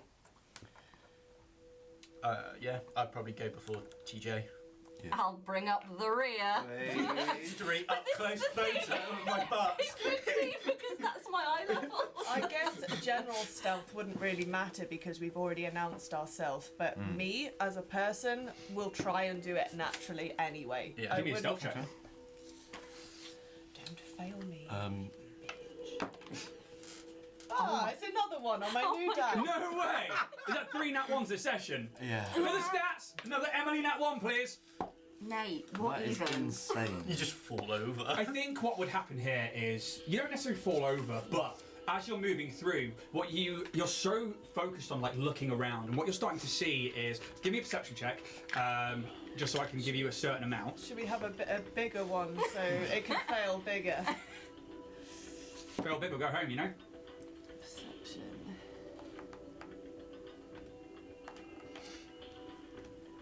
Plus 8, 20 unnatural. 20 unnatural. Having pressurized and only really using your ship brought gravity into this ship essentially. Otherwise, it would be 0G. And what you hear is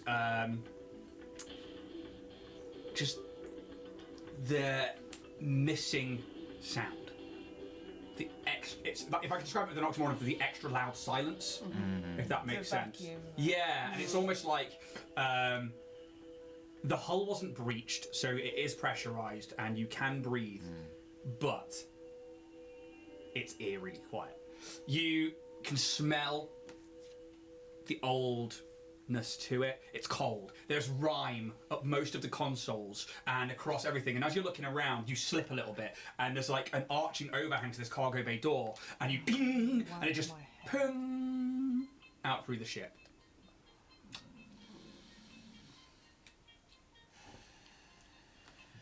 What you see in front of you is probably about a 10-foot long corridor, and then it seems to veer off both left and right at the other side. But you do see what seems to be the outside of what must be the power core in the centre of the ship, ahead of you. Okay. With my knowledge of ships, best guess at where food might be stored based on the only thing that I can see. Yeah, I mean, to be honest, looking at the ship, you know it's a ring, and you know from your scan that it is the cargo hold, which would be the entire ring, has been turned into a living space. So chances are it's just one room. Lying around. Yeah, and so it's probably going to be in a cupboard, or it's going to be in a specific unit. It's probably not going to be too hard to find, provided you can search. Actually, yeah, it's not like a big capital vessel where you're like, this thing's 5 miles long, and it's going to take us 4 days to search this. So, yeah. Okay, well, I guess if it's a ring, we've got to pick left or right. So I'm going to go right. Cool. And look out for cupboards, anything that I can look in. So what I'll do is I'll reveal it to about here. And what you see Oh, just set the camera. is, as you move around, the left side corridor is dead. It's dead end. There is a bunk in it. As if, like, if you turn left and on that back wall, there's a really small, it's human size, like average medium-sized creature size, but it's lithe, really lithe. The bed sheets themselves, again, completely covered in rime, so they've solidified in the vacuum of space, but they are a mess, as if somebody had got up in a hurry. As you begin to turn around to the right, you start moving into what is an open ring. So you imagine that essentially a donut around the power core has been bisected at one side so that you can only go round one way. You start moving into what appears to be like a workstation, a tooling station, maybe like a tech bench or something. There is definitely still, like, just like your shuttle, like power cores and the engines are at the back of the ship, but the central computer power core is in the centre.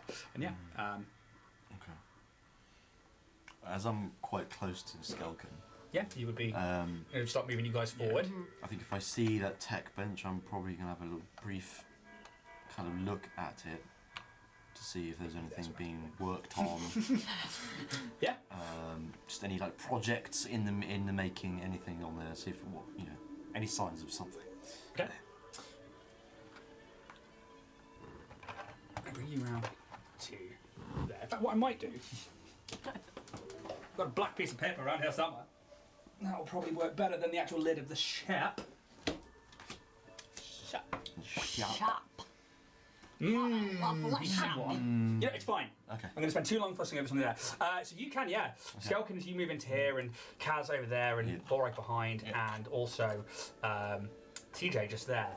You begin to see a screen, the workbench. On the other side seems to be like a living area with like a small chair that looks out of a view screen that just looks into space. It's a glass one, so it's not a force field one, so that's why you've been able to pressurize in here. You would imagine that's probably where food is. The workbench. Give me a perception check to begin with. Okay. Vorag, are you looking for anything? Squeakson, are you looking for anything? Yeah, I think I want to have a sneaky peek at the bunk. Okay, perception check, please. So 27 on perception. 27. Ooh. Perception for looking for food? I don't even want to do this anymore. Come on, you can do this. Hey! 24. 24. 18. And what was it you were looking for again? Just so I can- Just have a sneaky peek in the bunk Okay. to see if there's anything. Nice. Sweaty I crusty just kind of socks. keep an eye out for any form of movement or. Perception check, please. I don't like the way you said that. Perception. Oh, mate. Oh. What's clear, buddy?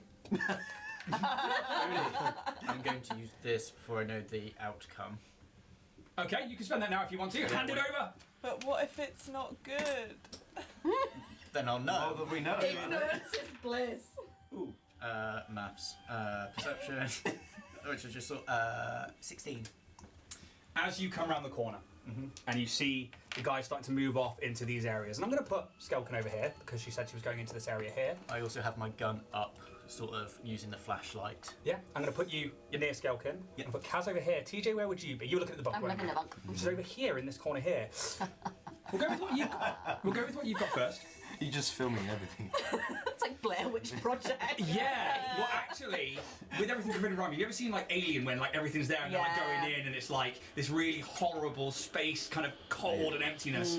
It's just like that. And whatever creature lay here in bed, lay here no longer. Oh, okay. A few. The bed was ejected in a hurry, and what would they have?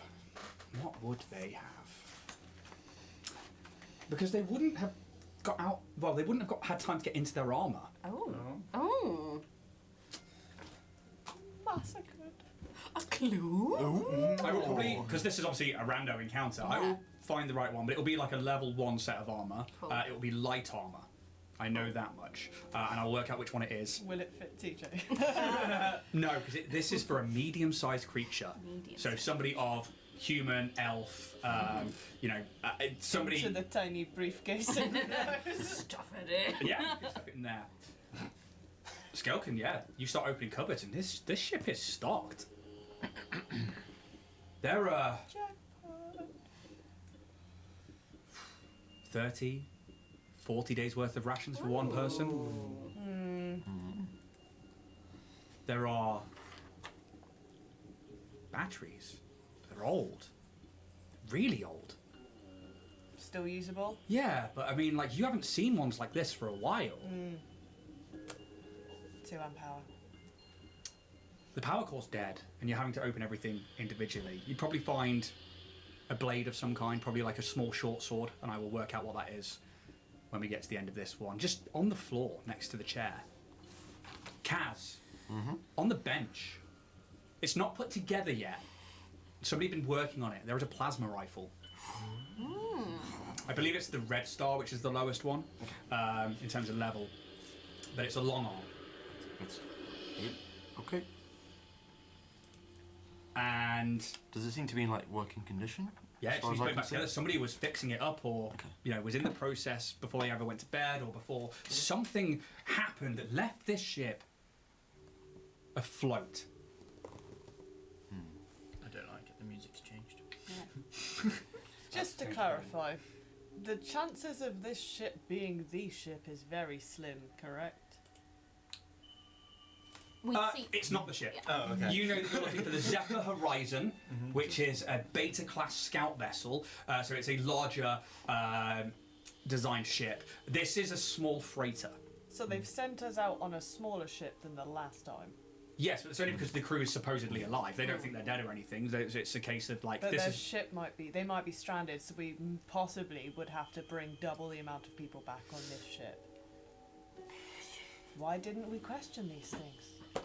Hindsight's a wonderful thing. It is. Yeah. 2020, innit? I don't think they want us to come back, y'all. Okay. Dynatech doesn't care. Shut your face. If I hear that, teacher's just like, say that again. What did you say? What did you say? So yeah, the armor, rations, a rifle, maybe a laser pistol as well. Pew pew. Probably an azimuth laser pistol. And then you see it. Oh yeah, I'm No. supposed to There we have go. one of them. No. The DM smiling, I don't No. like it. It's Can I unroll that roll? almost like the stillness stirs.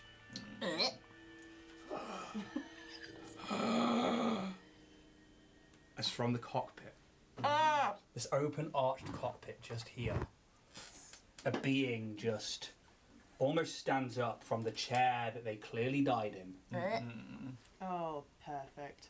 and begins to move towards you. At least he doesn't have armor or weapons. Can you roll initiative for me, please? What you Oh, gonna mate. We've got another natural one, guys. He rolled that one! Me! Vorag with a nat one. Damn. Oh, Is that plus 3 plus initiative? oh no. What is it? It's your mum.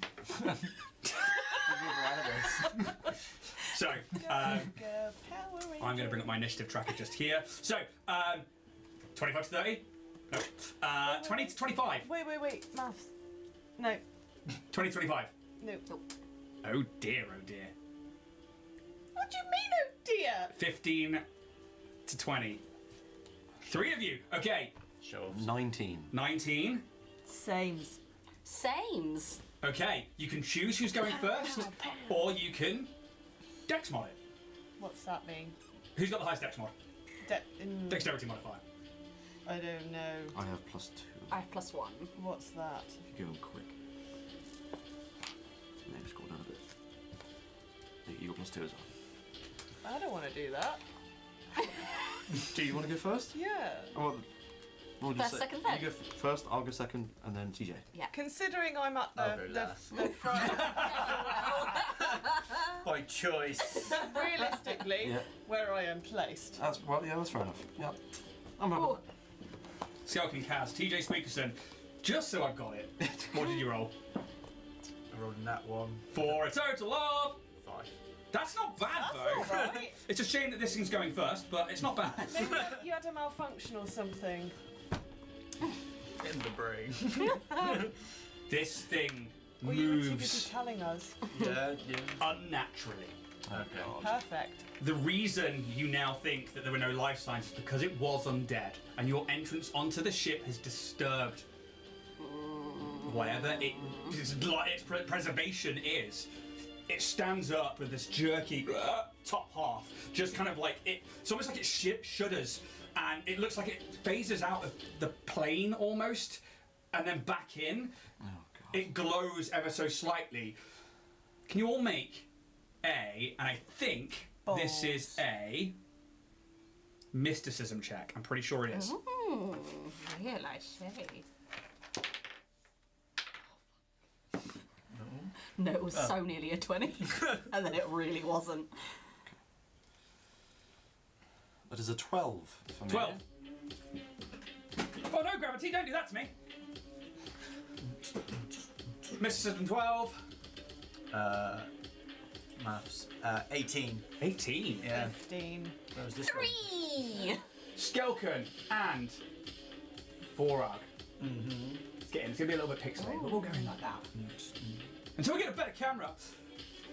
The undead are a commonplace sight in the Pactals because of Eox and the Eoxians and the undead that are there, but sometimes, instead of going through a ritual to keep yourself undead after your death, some people die in the drift. And when they die, when they travel in the drift, they can become drift dead or void zombies. Drift dead, especially for you with the 18 and with a secret modifier because of your backstory, are usually incorporeal creatures. That's when they're on the material plane. Cool. Here, they are fully corporeal. We're going to start the round with the drift dead.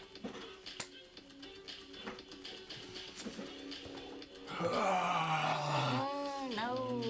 Now with an atmosphere in here, you can hear it. It's not even like it's raspy breath, it is just a lust to kill something else, to bring it to the undead. They are going to move a hell of a lot.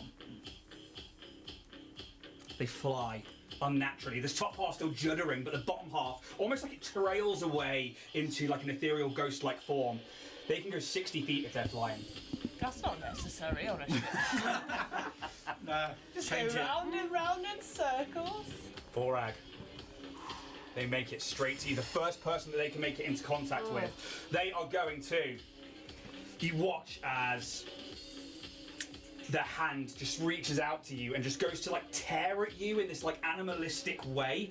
They are going to make a claw attack against you. Cool. There's my big dice. I'm going to do it out here too.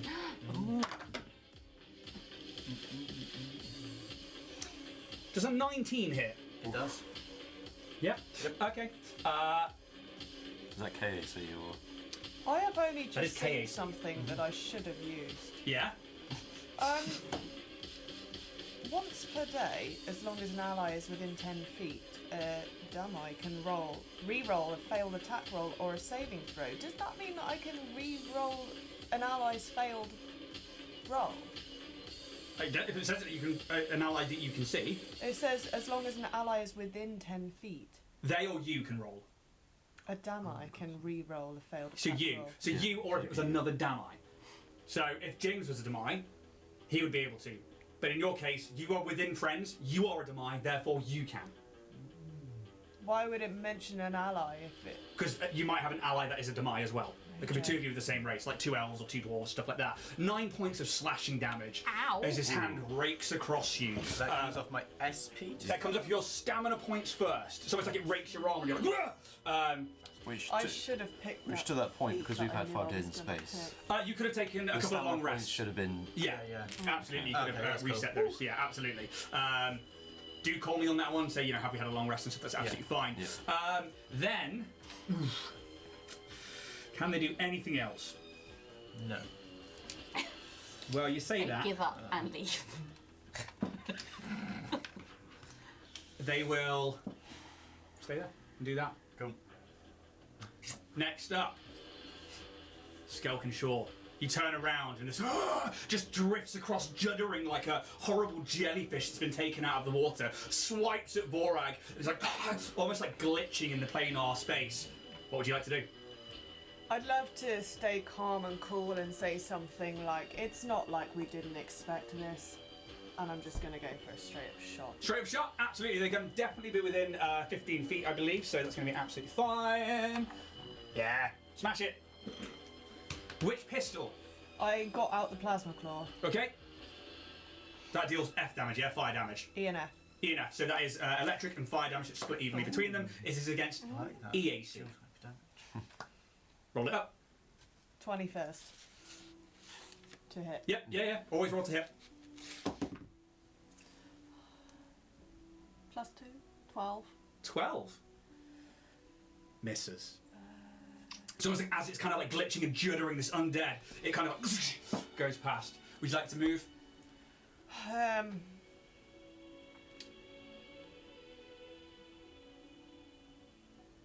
Have I successfully got me rations? Not at the moment. In that case,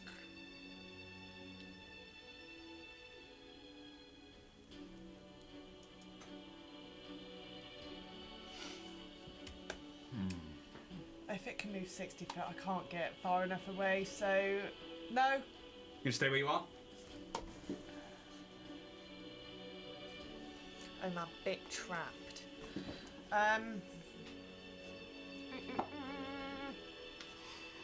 Is class claustrophobic in here, man. Yeah. Fuck it. Cool. Next up then, Can I- Kaz. You are up. Oh, sorry. Do you? Do anything else? Can I? I've already used an action, so I can't ready another action. No. If you're going to take something like a full action, you basically train everything to do like shoot twice, but you take penalties to it. But yeah, you can't do that now because you've already made a roll. I didn't take a penalty. Okay. Is it too tight for me to try and make my way through here and over the chair? Ooh. Yeah, I think that you could probably just squeeze through here and over.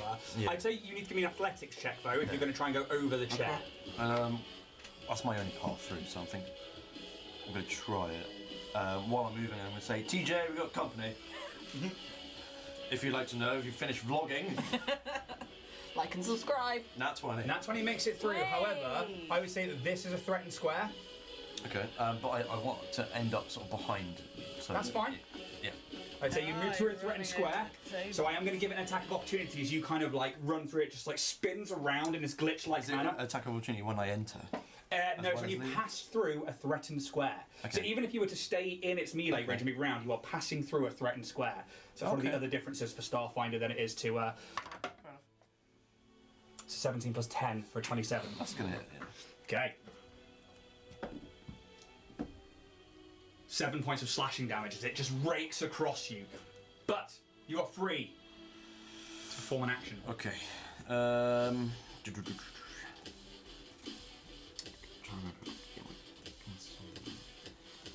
on a minute. Oh, I forgot something. Oh god, here we go.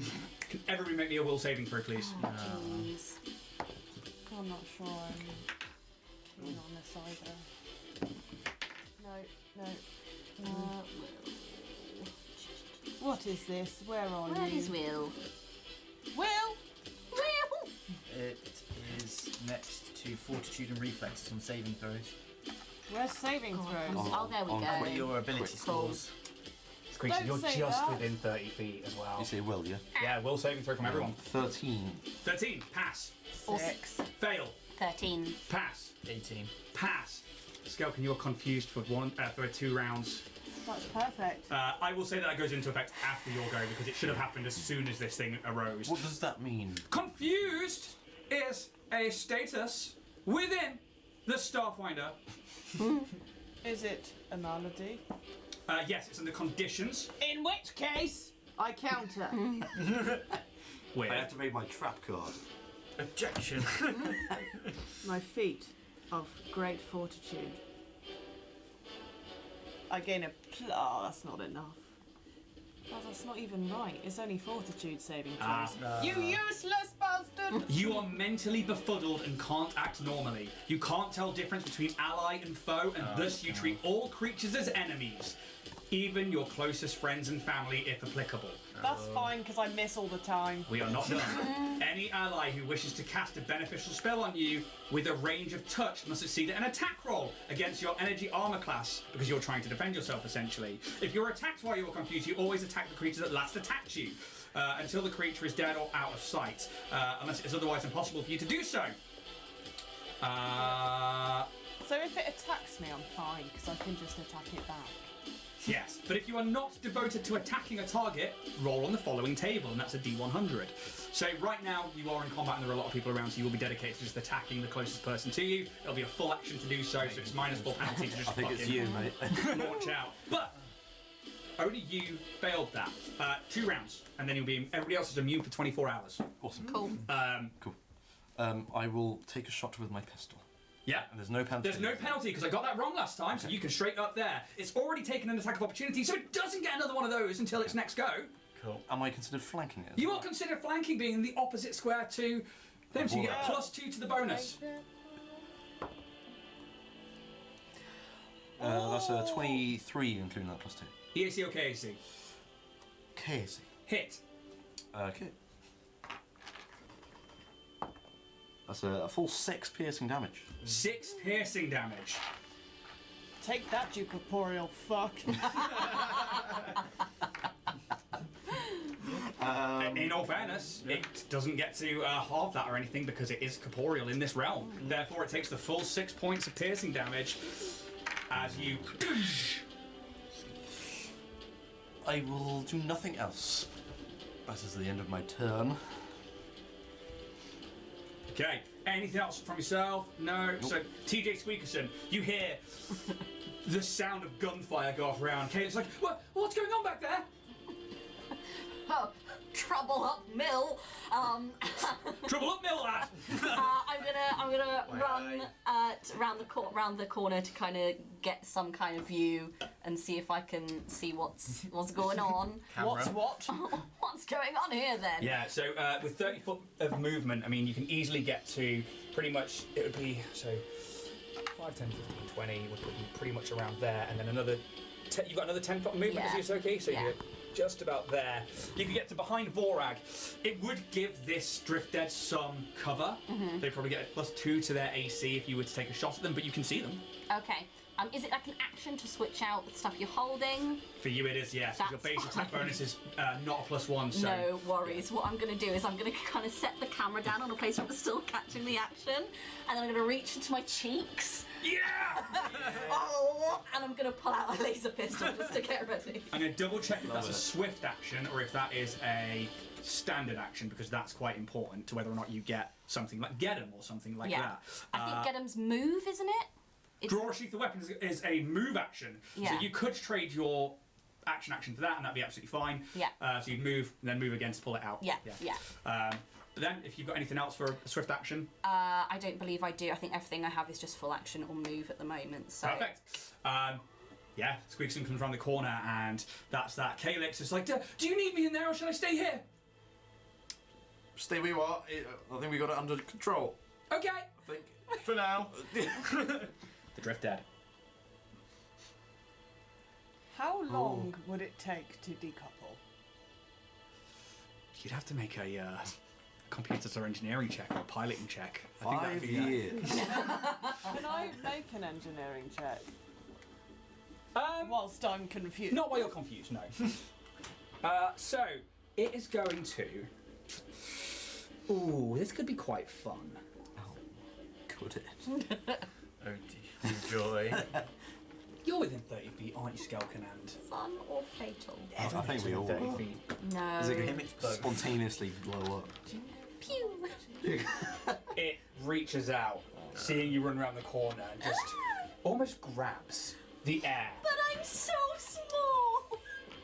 And a tear in the fabric of the drift Why not? shows the material plane, and just like bits of the drift that are pulled away, That's cheating. these things are able to pull part of the material that's in the drift from them.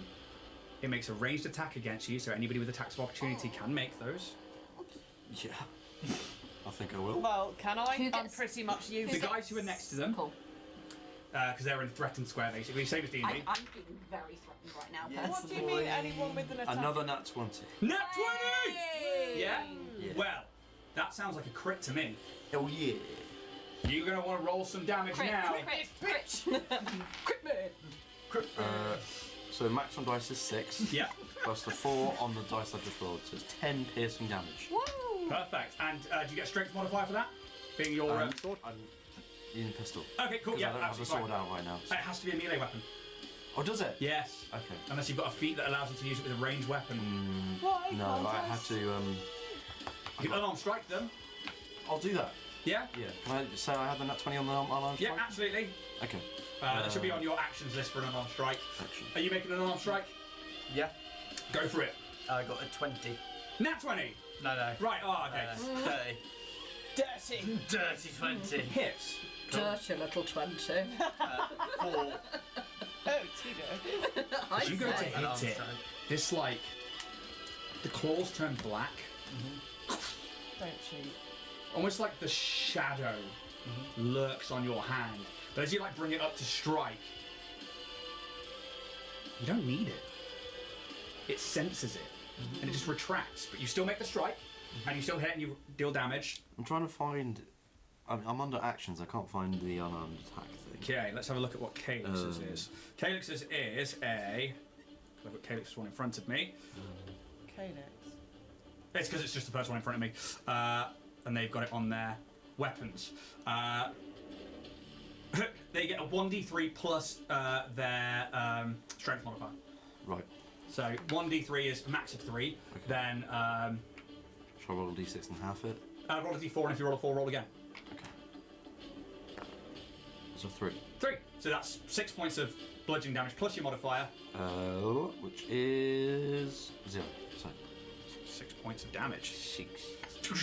Still something. That's Punch an fine. undead. Damage. Does that mean the slime? 4. 4 points of slashing damage, I believe. Okay. But it reaches out, and it just seems to like pull the dimension in towards you as it makes a ranged claw attack against you. It's not cocked. It's a 6 plus 10 against your KAC. Yeah, that makes it. Oh no, sorry. Plus 7. So that's actually Oh, that's so much better! Does it hit? 13. What? 13 against It's your 7 instead of 10. Oh, my EAC. KAC is 13. your EAC. My EAC is 12. Oh, even better. So You tried. Damn it. You failed, but you tried. I mean, you've perfectly framed your death. The SSTJ.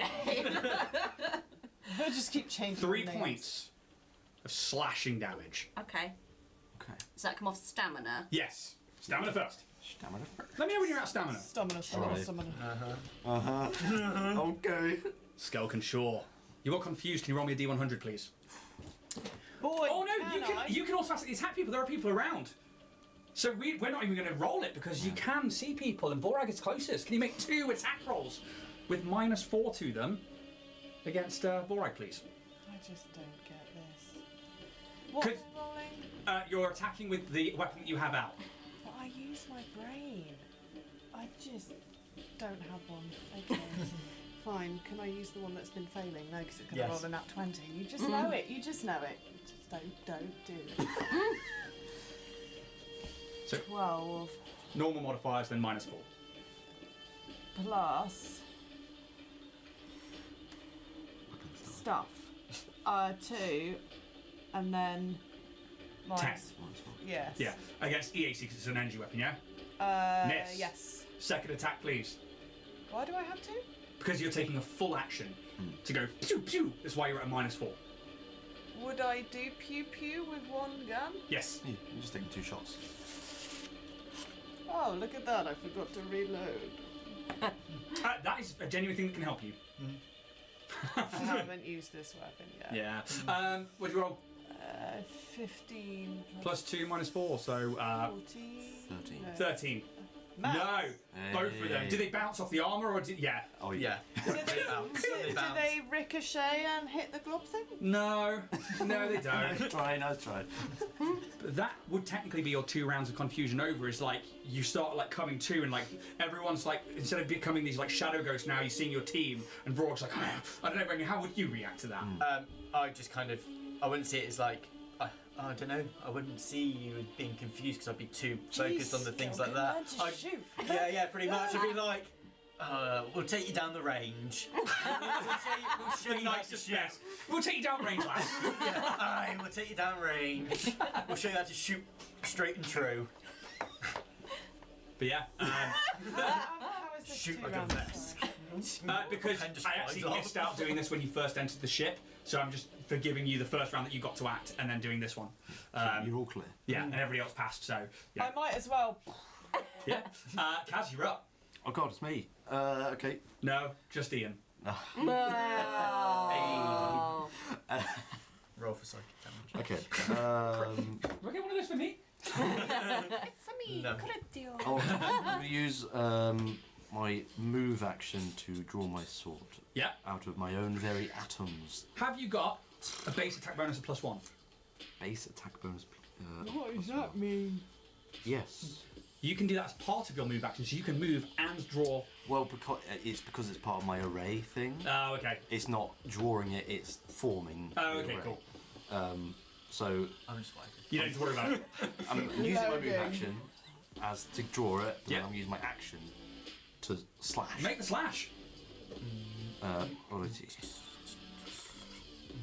Yeah! What you know about drift? Yeah! Nothing. What That's a is nat it? one. It's a nat one! Absolutely nothing. So I'm gonna go. And it's not like you miss, Kaz. No. It literally is just like it judders and it moves in this like awkward, horrible, undead way, and it just like slithers away from the blade. Bust! Yeah, that's me. I'm done. Squiggerson! Ha! Reporting for duty, sir. As my move action, I'm gonna crack out the old marketing improv training, and I am gonna say to my team to try and give them a little bit of a morale boost. Come on, lads, let's get them. Get him! You will get a +2 to your next attack! Is it a +2 or a +1? Whoa, you have to check Let it. me check it. Such a big There's so voice many for such a things. little body. I've got some lungs on me. They're not mine! You want to buy them? They're fabulous. It's a +1 Oh, it's +1 now. to attack rolls made against the enemy of my choice in 60 feet, which is obviously this guy. Vorag. Say Dynatech cares. So even if he moves out of line of sight or hearing, that still persists until the end of, I believe, until the start of my next turn. So It's a +1 bardic inspiration, essentially. To everybody that makes an attack roll against that creature. Cool. Yes. So I'm then going to, as my action, use my slightly slabbery laser pistol to Do it. I will give it a +2 for cover because Vorag is in front of it. But even on that one, it's not going to hit you. I'm not Yeah. going to do that because I remember playing that like that with the critical fumbles. I was like, this is horrible. We're just killing our own. Confusion, on the other hand, is a completely different thing. My kneecaps. it's going to be 13. I needed that. Against EAC, yeah? Yeah. With a +2, that misses. Ooh. And it's only because Vorag is in the Oh way. wait, it'll be a 14. Sorry, because of my +1. Still doesn't Still hit. just misses. Boo. EAC is 13 normally. With the +2, it is a 15. I'm afraid it misses. It's fine. It's fine. I've done what I came here to do. Vorag, Yes. you hear the shout of "Get him! Get him. Get him!" You know, get wrecked. Am I? Nobody in this room has the call to shout "Get wrecked!" It's not. For yourself, it works with the alpaca gloves. The alpaca gloves. Correct. Get wrecked, son. What was that noise? How's him get TJ. wrecked? How dare you, sir? How dare you? I'm gonna just. I thought. There. Anywho, Words. The words. That one. Am I within 5 foot?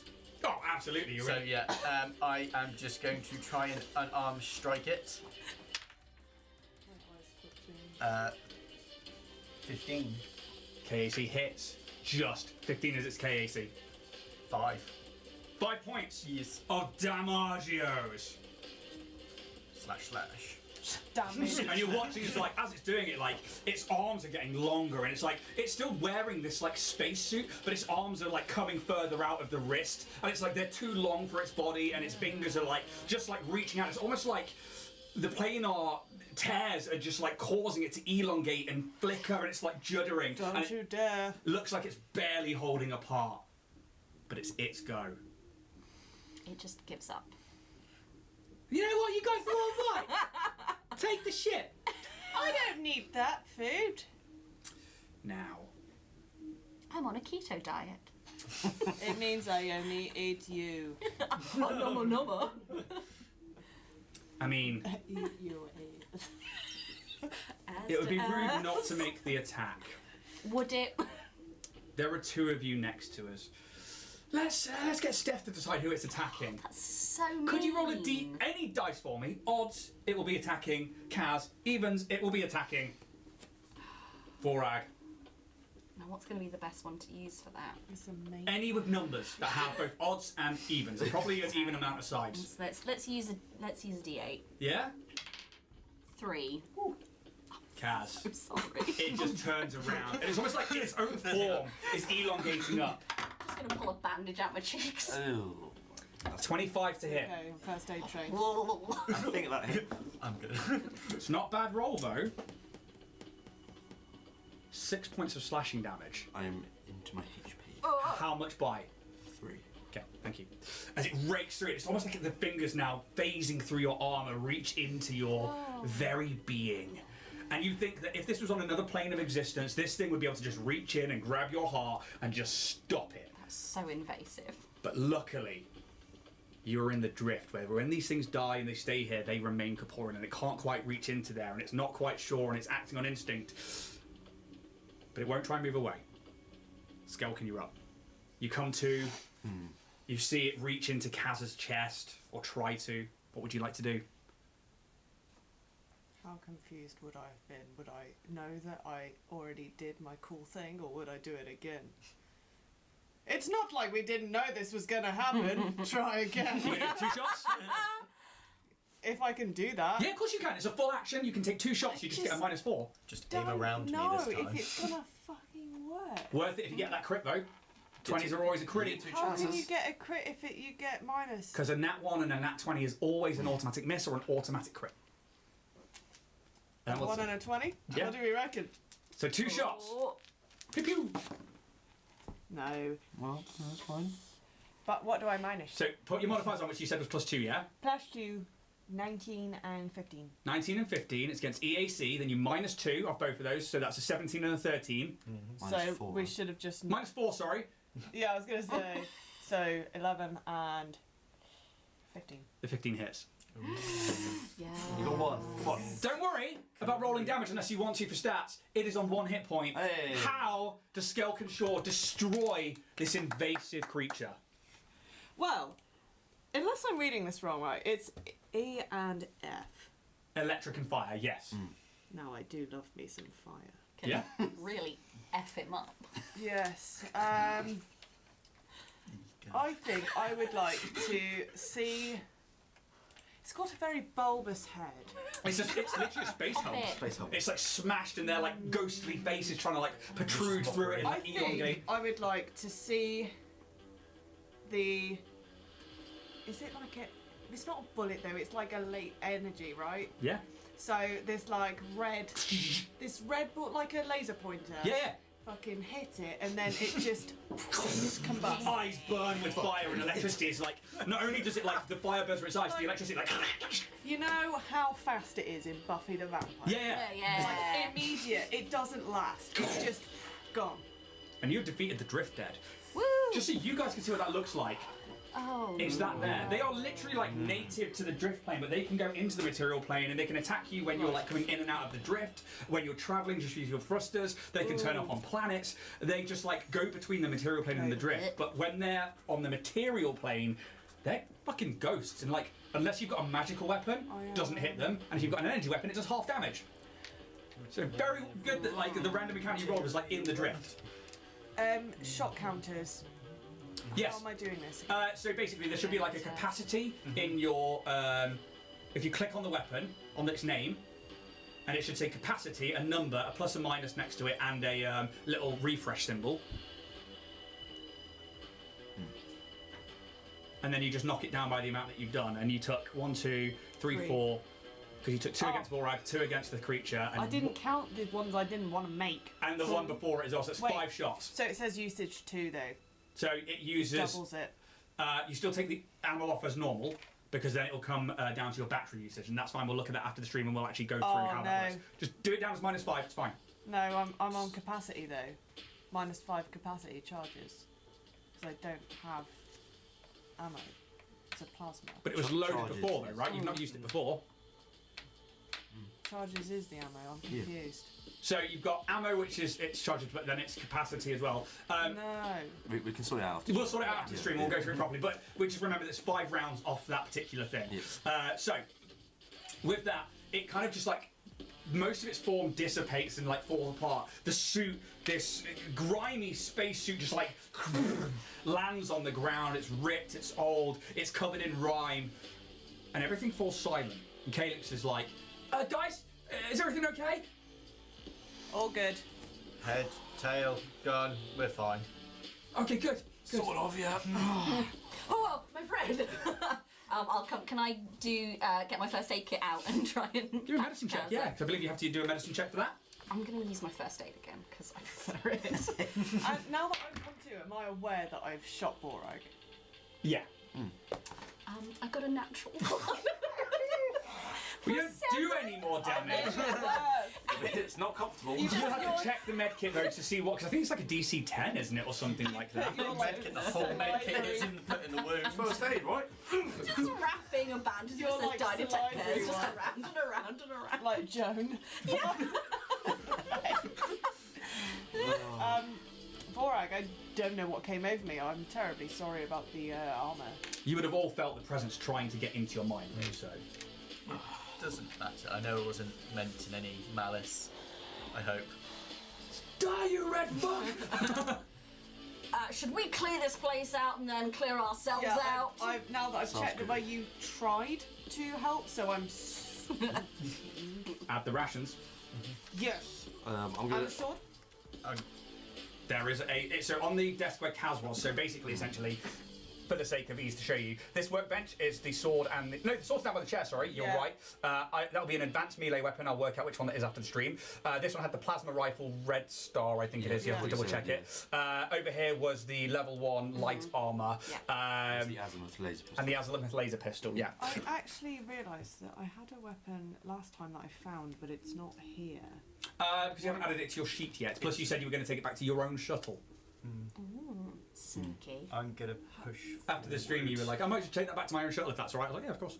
Oh, that's not what I meant. I meant I need to go back and pack all my shit. Oh, okay, cool. Well, then that's fine. We'll get it added on after the stream. We'll have to go through and like make sure your items are all correct and stuff. I think Kaz will lean up against the wall, seeing just these bandages put around it.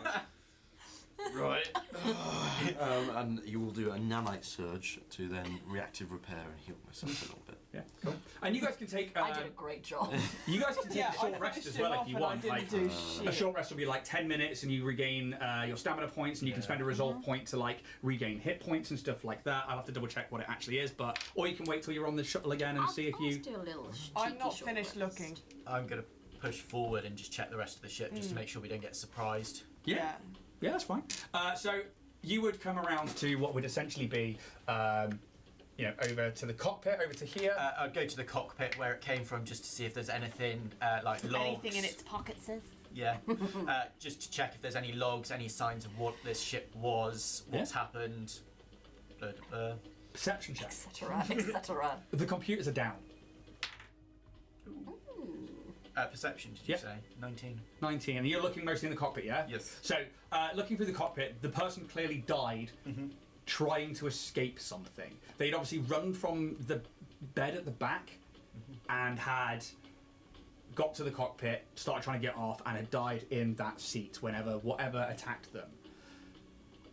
There is a badge on one of the consoles. A Starfinder badge. Oh no. On, I pick it up. Would it have their name or rank or anything on it? No. I pick it up and put it in a pocket. Yeah, you can add a custom item, extra Starfinder badge.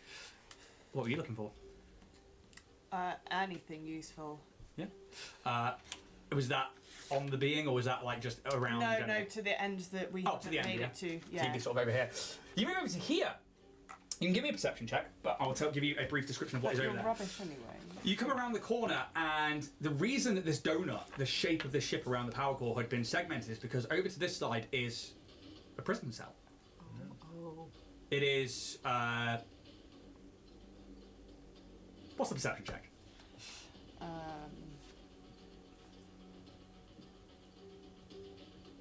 Unnatural 20. There are the remains of a being in there. They're not animated, they're not moving around, and you think that they are not undead. But this person clearly was incarcerated and kept behind bars. It's still barred, and it is still locked. They don't seem to have armour or anything like that. There are no weapons in there that you can see. Just a simple cot. The mummified remains of somebody who's been exposed to the vacuum of space, and the kind of like almost like chilblain rot kind of thing. That's what you would see. Can I reach it through the bars? You think that you could either force the door open with an engineering check, or you could try and restore power to the computer. No? No, I just wanted to like. No, it's just over 5 foot between like the bars and the bed, so I think that like you don't quite have 5 So foot it's a bars. solid wall from the other side, and it's bars from this side. So this one's solid wall, this one's Yeah. bars. Is it like an airlock on the other side, or on the No. outside? It's okay. Yeah. It's almost like this has been retrofitted for. I mean, everyone can give me a culture check. What you talking about, Willis? Ooh, nothing again. Is it nat 1 again? No. No. Okay. 6 whole point. 6. 19. 19. Also 19. 19. 10. 10. 10 and upwards. This is outfitted for somebody who's a bounty hunter. They clearly have the power core drift engine in the center. They have a cot for themselves. They're pretty efficient. They've got basically a brig on board, and they work on weapons. This is clearly a Starfinder / bounty hunter ship. Hey guys, we just took down an undead bounty hunter. Yeah. Go team! Yeah. You just see this like destroyed flight suit almost, the badge, the weapons, and it all just starts falling into place. That the opal gem must have belonged. And those batteries, 5 of them maybe, to somebody from 20, 30, 50, 100 years ago. Ooh, he must have been bored. Or she. Or they. We have women, you know. Dynatech cares. Starfinders care in this instance. Yeah, that's what you would find. Timey-wimey bullshit going on here. Timey-wimey bullshit? Yeah. Unless they've just been hanging in the drift for 100 years. They could have been. Probably, yes. That's more sensible, Cam. Don't get me wrong. Hey. Wibbly possible. wobbly time stuff does happen within the drift. Okay. That's why whenever you travel somewhere, and mechanic-wise this is, you know roll 3d6, and you could go to the same place, and it'd be like it takes 3d6 worth of days on max, or 3, because that's how the drift sort of works. But it's better than traveling 4 times that amount via thrusters conventionally. However, getting back to Absalom Station is always through the drift 1d6 days, because the Starstone reactor at the core of Absalom Station is such a big beacon. Okay. Right. So what would you guys like to do now? Just out of morbid curiosity, how big is the gap between the bars of this prison cell? Not very much. Enough that they could probably have a small prisoner. Big I'm not enough worried for about- a blancmange. No, I think that even a small creature is not squeezing through there. If that's what you were aiming for. I was just checking. If you put power back to the ship, you could very definitely No. open things up and check the logs. And I could probably work that. Do we want to? I could Do we want jimmy up some power from, I mean, we got what we came for. from SS Joan. We do have a mission. This guy was locked up. These batteries could be 100 years old. Do we want to get sidetracked right now? I think it's probably best that we head on back and Besides, have how got much a mission. battery have you got left?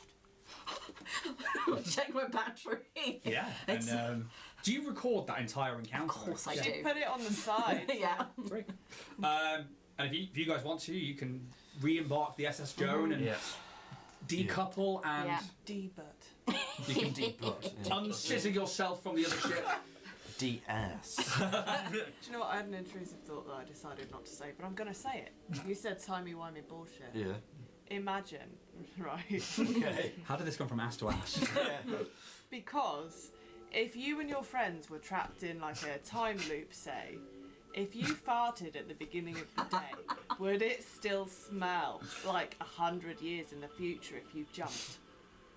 Damn. These are the questions Would we need that answers for. section still smell? Wow. Totally. I mean, that's probably the deepest thing I've ever heard you say. Send your answers in by postcard. Any space scientists out there? Get in the comments. Wow. Yeah. I'm just wondering actually, you said it smelled musty, but can you smell it in a vacuum? So there's technically not a vacuum. Because we pressurised it. Yeah, and it's just the smell of old, and that's why it didn't really smell of death, because it's sort of like frozen over. Whereas if it was like atmosphered and it had oxygen, that decay would have been a lot worse. Let's go back, Joan. Yeah, and with that, you can make your way back to your ship and begin the next Joan, day's worth Joan. of travel. Yeah. Was there any signs of what race the bounty hunter was? Give me a. On the way out, just kind of have a little check and see if. Yeah, absolutely. Give me a Just out of curiosity. medicine check. Medicine. / or a mysticism check, because they are undead and to classify undead. Yeah, I take it we're not in those times where Captain Logs would be on paper. No. 7. 7. No. Definitely humanoid, medium size. Could have been human. Could have been elven. Could have been anything really. Nothing immediately like, No. oh yeah, that's a vest or whatever. No, definitely not. More on the human side Cool. of things, Oh. especially with that bone structure. Yep. And with that, you can re-embark the SS Joan. Yep. You're looking at me like you want to say, no, let's power this baby up. No, Okay. no. I think I was processing. No, it's fine. Absolutely fine. You process away. And you can begin to move into the next day's worth of travel, which means long rest and short rest. There are buttons on there that you can click. Nice. Obviously, taking a long rest, you only get half of your hit points back. I will add the rations to the ship rations. About 35 days worth of rations. Ooh! But that's for an individual person. So I guess So we've it's got each. 5, 10, No, 15, not 20, each. 25. Yeah, I know what you mean. The opposite of each. Yeah. Yeah, so that's like 6 days worth of rations each. 6 days, Yeah. that's fine, that's nice. Yeah. So we'd all be roughly the same. Yeah. So add another 6 to the ship, So basically. it was Yeah. 8 and 6 is maths. 14. Correct, 8 and 6 is math. Yeah. Numbers. When Alex, like he tried to do math and he went, and that is. Fuck. I still really like rolling, was it a 2 when he went 12? You're like, that is not a 12! Like, Jack's like instant like. That was so good. Sorry, Alex. He actually, we mentioned him earlier, he literally texted me, yeah, you're mentioned! Hi, Alex! Oh man, I miss you, I love you. Yeah, and with that, long rest are taken, and you begin day. 7. Who would like to roll? Do I need to Where do did we get to? anything? 'Cause I didn't do anything. Say again? Do I need to do anything? If you're taking a long rest, there is like a little, it looks like a petrol station button. I don't That's, think isn't I that the need short to. rest? That's the short I rest. don't The, think I've the done long rest is anything. the man in the bed. That's or it. woman. All day. They're they in the bed. The thems in the beds. The them? Alex waves, it says hi! Yeah. Okay, who's rolling for D7? Oh. D100. You want me to start it again? What? Oh, we're rolling. He's rolled the ball. Keep rolling. Rolling. Raw high. Oh. Let's change his mind. 92. 92. Oh. 92, I was so close to 92. That's what I was So fucking close. No ball. Not know? a ball. You have another clear day's worth of travel. You mark up another day's worth of rations, and yeah, I think in this like case, like that was really scary, but also really exciting, and like even though they weren't on the mission, they're like in the camera, like yeah, and then like I can hear gunshots, and I can hear like, and they're like really excited. I think that's how Tam's gonna play that. Yeah. I'm actually really interested in watching this video. Oh Like, yeah, this I'm is gonna like edit the footage, and if we've got a clear day of travel, sort of like, and bring it up on the screen so everyone can kind of watch it back Nice. and like things. yeah, and So you can't send it back yet though, because you're not within the info space, I'm but you just can certainly on the compiling. things here. Yeah. I want to see what happened to me. Yeah. And this is where you went absolutely mental. You crazy bitch. You almost killed You me. 6 and eyes. I mean, how? Lucky I was on a bad shooting day. Yeah, I mean, how would you guys react? How would you describe it? How would like the atmosphere in the room be if? Oh, let's get a soundbite from everyone. Shut up! Stop being correct. You know where it's like just the one of us, and how did that make you feel? Yeah. Like the back, Like the talking heads. Yeah, Just a cutaway of Oh, you in an Tams is office watching chair. as well. Hey, Tams, we miss you. Yeah. Yep. Sorry. yeah. Mouthful of Processing. biscuit. Shoving rations in, because I mean you did deserve that. Sorry, man. Well, yeah. But Fixed we up. got what we came for. Yeah, we've got Yeah, you that. did. A bit more comfortable now. Yeah, and you can put together the weapon. I will double check the. If you actually grab the core rulebook, if I left that with you, it'll be under long arms and it'll be under the plasma weapons just there. Do you have to wait until you run out of charges to reload? No, you can reload. So I can make sure that I've got 20. Yeah, of course. Yeah, it's literally a movement action to reload, and then I Oh, think but once you get to how like do I- base attack bonus +1, it's a swift action. But then I need to go through my items. I'll do it later. It's fine. Yeah. The main reason I have you keep track of that is so that if in combat you run out, you have to spend that movement action to reload, and that's it. Otherwise, because once you get to certain levels, it's just like fucking magic, 20 rounds. And it's like, all right, whatever. Feeling I ain't got enough. Yeah. If nothing else is happening RP-wise on day 7, let's move on to day 8. All right. As we move past the halfway mark and we are closer to that day 13 arriving at the Dakchi system. Who's rolling? A D100. Roll. Oh, Kaz is on it. 69. Nice! Hey! Woo, woo, that's a special number. Woo, woo. First it was S to F. Now it's a 69. Oh, I love it. God, Do you? I bet you do. A sexy day is had. Topping and tailing. The ice dragon. Mood lighting. Smooth jazz. But it's another clear day. And I think it's funny because Tamsin's just messaged in, and Calyx would be really excited, but he'd like be mapping away like he has been doing, but also trying to talk about space curling, which is this like throwing rocks in space, and it's like an interest they have, and trying to teach you all. Yeah. I don't know if I've got the mental capacity. I'll let them do that when they get back. Day 9. You can take another long rest if you need to heal up any more and do anything else, but I don't know, should I check? Probably. How do I check? it's good to do just in case you spent resolve points or anything like that. I don't want to spend any RP. No, you probably don't, not yet. But Yep.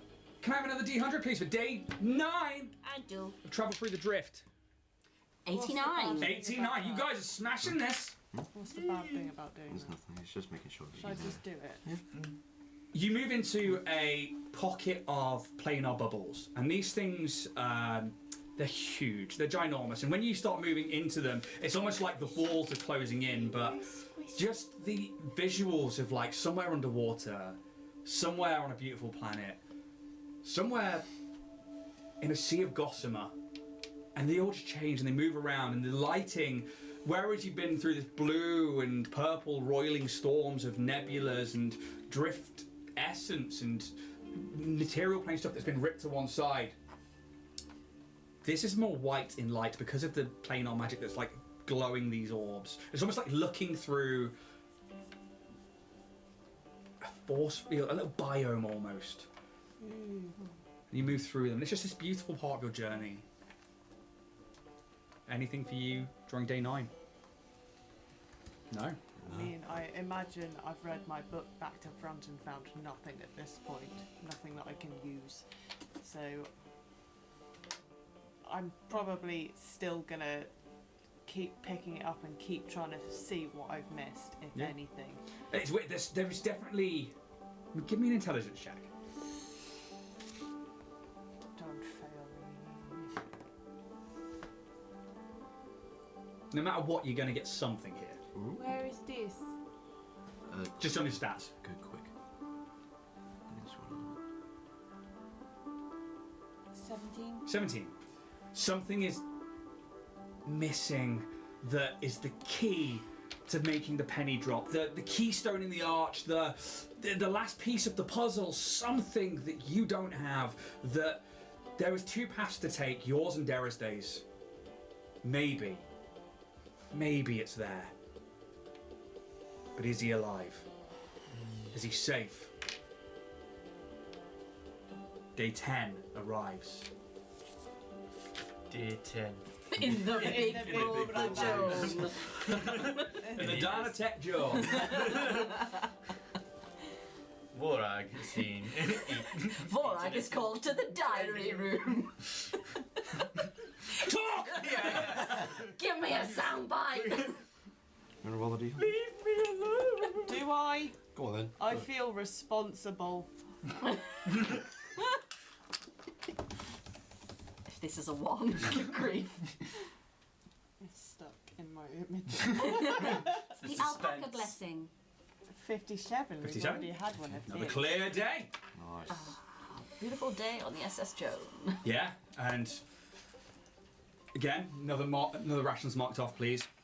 And yeah, you find like little islands of meteors, and then again you move away from something. There's like a part of a spaceship that's just like fallen apart, but then covered in vines that don't belong on the ship, and it's almost like it was once alive, and just all these weird oddities. Just every now and again, just it's almost like they creep up on you. Like there's this endless sea of nothing, and then all of a sudden there's just something there, and it's like, where do these come from? But we move into day 11. Where do they come from? Cotton Eye Joe. Cotton Eye Joe. Cotton Eye Joe. I'll leave now. D100 from somebody. Your turn, Varric. What was it? Before Wait. Wait, it's one of those. Right. Is it a 0-0? Yeah. Yeah. Uh-oh. And then a 90. No. Wait, hang on. No. Did you roll 200? That's better. 91. 91. Oh. Something's not right here. Well, So close. I know. So close! But you have another clear day. Whee! And it's not like drift travel is always riddled with adventure and with chaos and destruction. And this is a pretty standard trip. It's very clear and it's so vast that it's hard to come across something else. And we move into day 12, the last of the 2 days. 2 days? Go for it. Yeah. yeah. 13 days, 13 the last 2 days. days, 12 and 13. Oh, I did maths wrong. 57. 57! Hey! A common number. But once more, another clear day as Calyx is getting excited and they're like, hey, we're getting close to it. There's one more day left to travel and we'll have charted my first course. We're going to get to the Dachi system. It's going to be great. And they're just really brimming with excitement. And yeah, it's just this... Special little guy. yeah.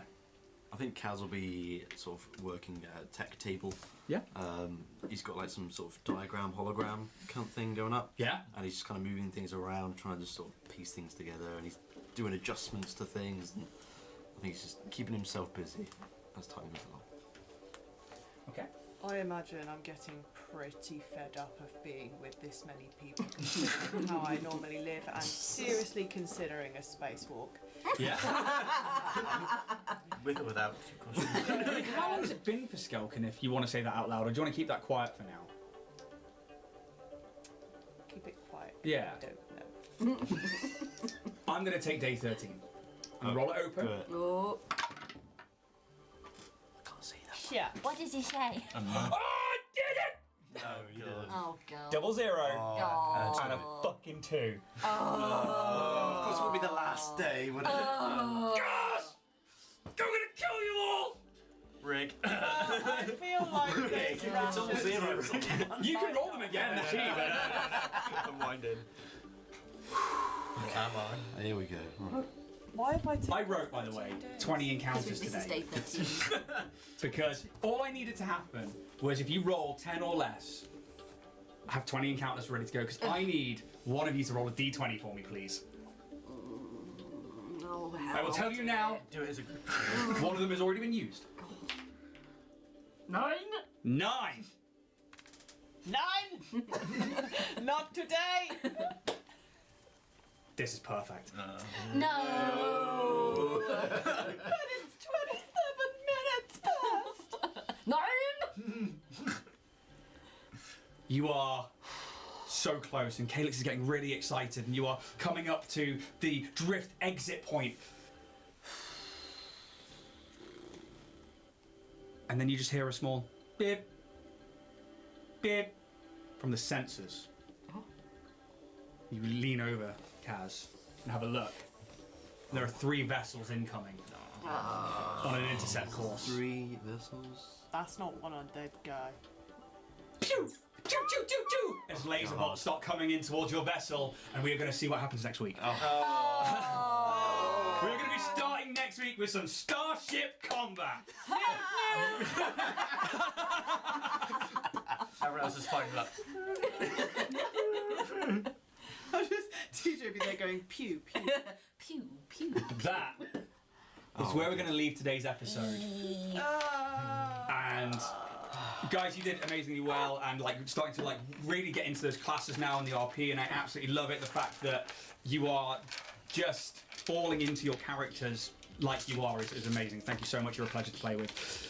Guys, Thank you. Guys who are watching on Twitch, thank you so much. Feel free to hit the follow button if you want to. If you want to subscribe, feel free. I also set up, and you don't have to, no pressure, but if you do, I'd be ever grateful. If you want to see the channel grow, we have now got a donate button at the top of the page. So if you do want to donate, we can get more cameras, we can get more mics, we can get better mixing desks, we can buy some coffee, and it would just be great. But you don't have to. You absolutely don't have to. Just spread the word. Get it out there. That'd be awesome. That's the only thing we would want you to do. If you're watching on YouTube, thank you so much. Hopefully you're learning something about Starfinder with us, and I hope that you've enjoyed the show and you get to see many more. And why not join us on Twitch live for every Monday 6:30. Podcast listeners, thank you so much. We'll get pictures up on to Instagram and onto Blue Sky Social, Twitter, and wherever else it is about the battle map so that you can see those. Thank you ever so much, and may the dice gods be ever in your favour. See you around, guys. Bye.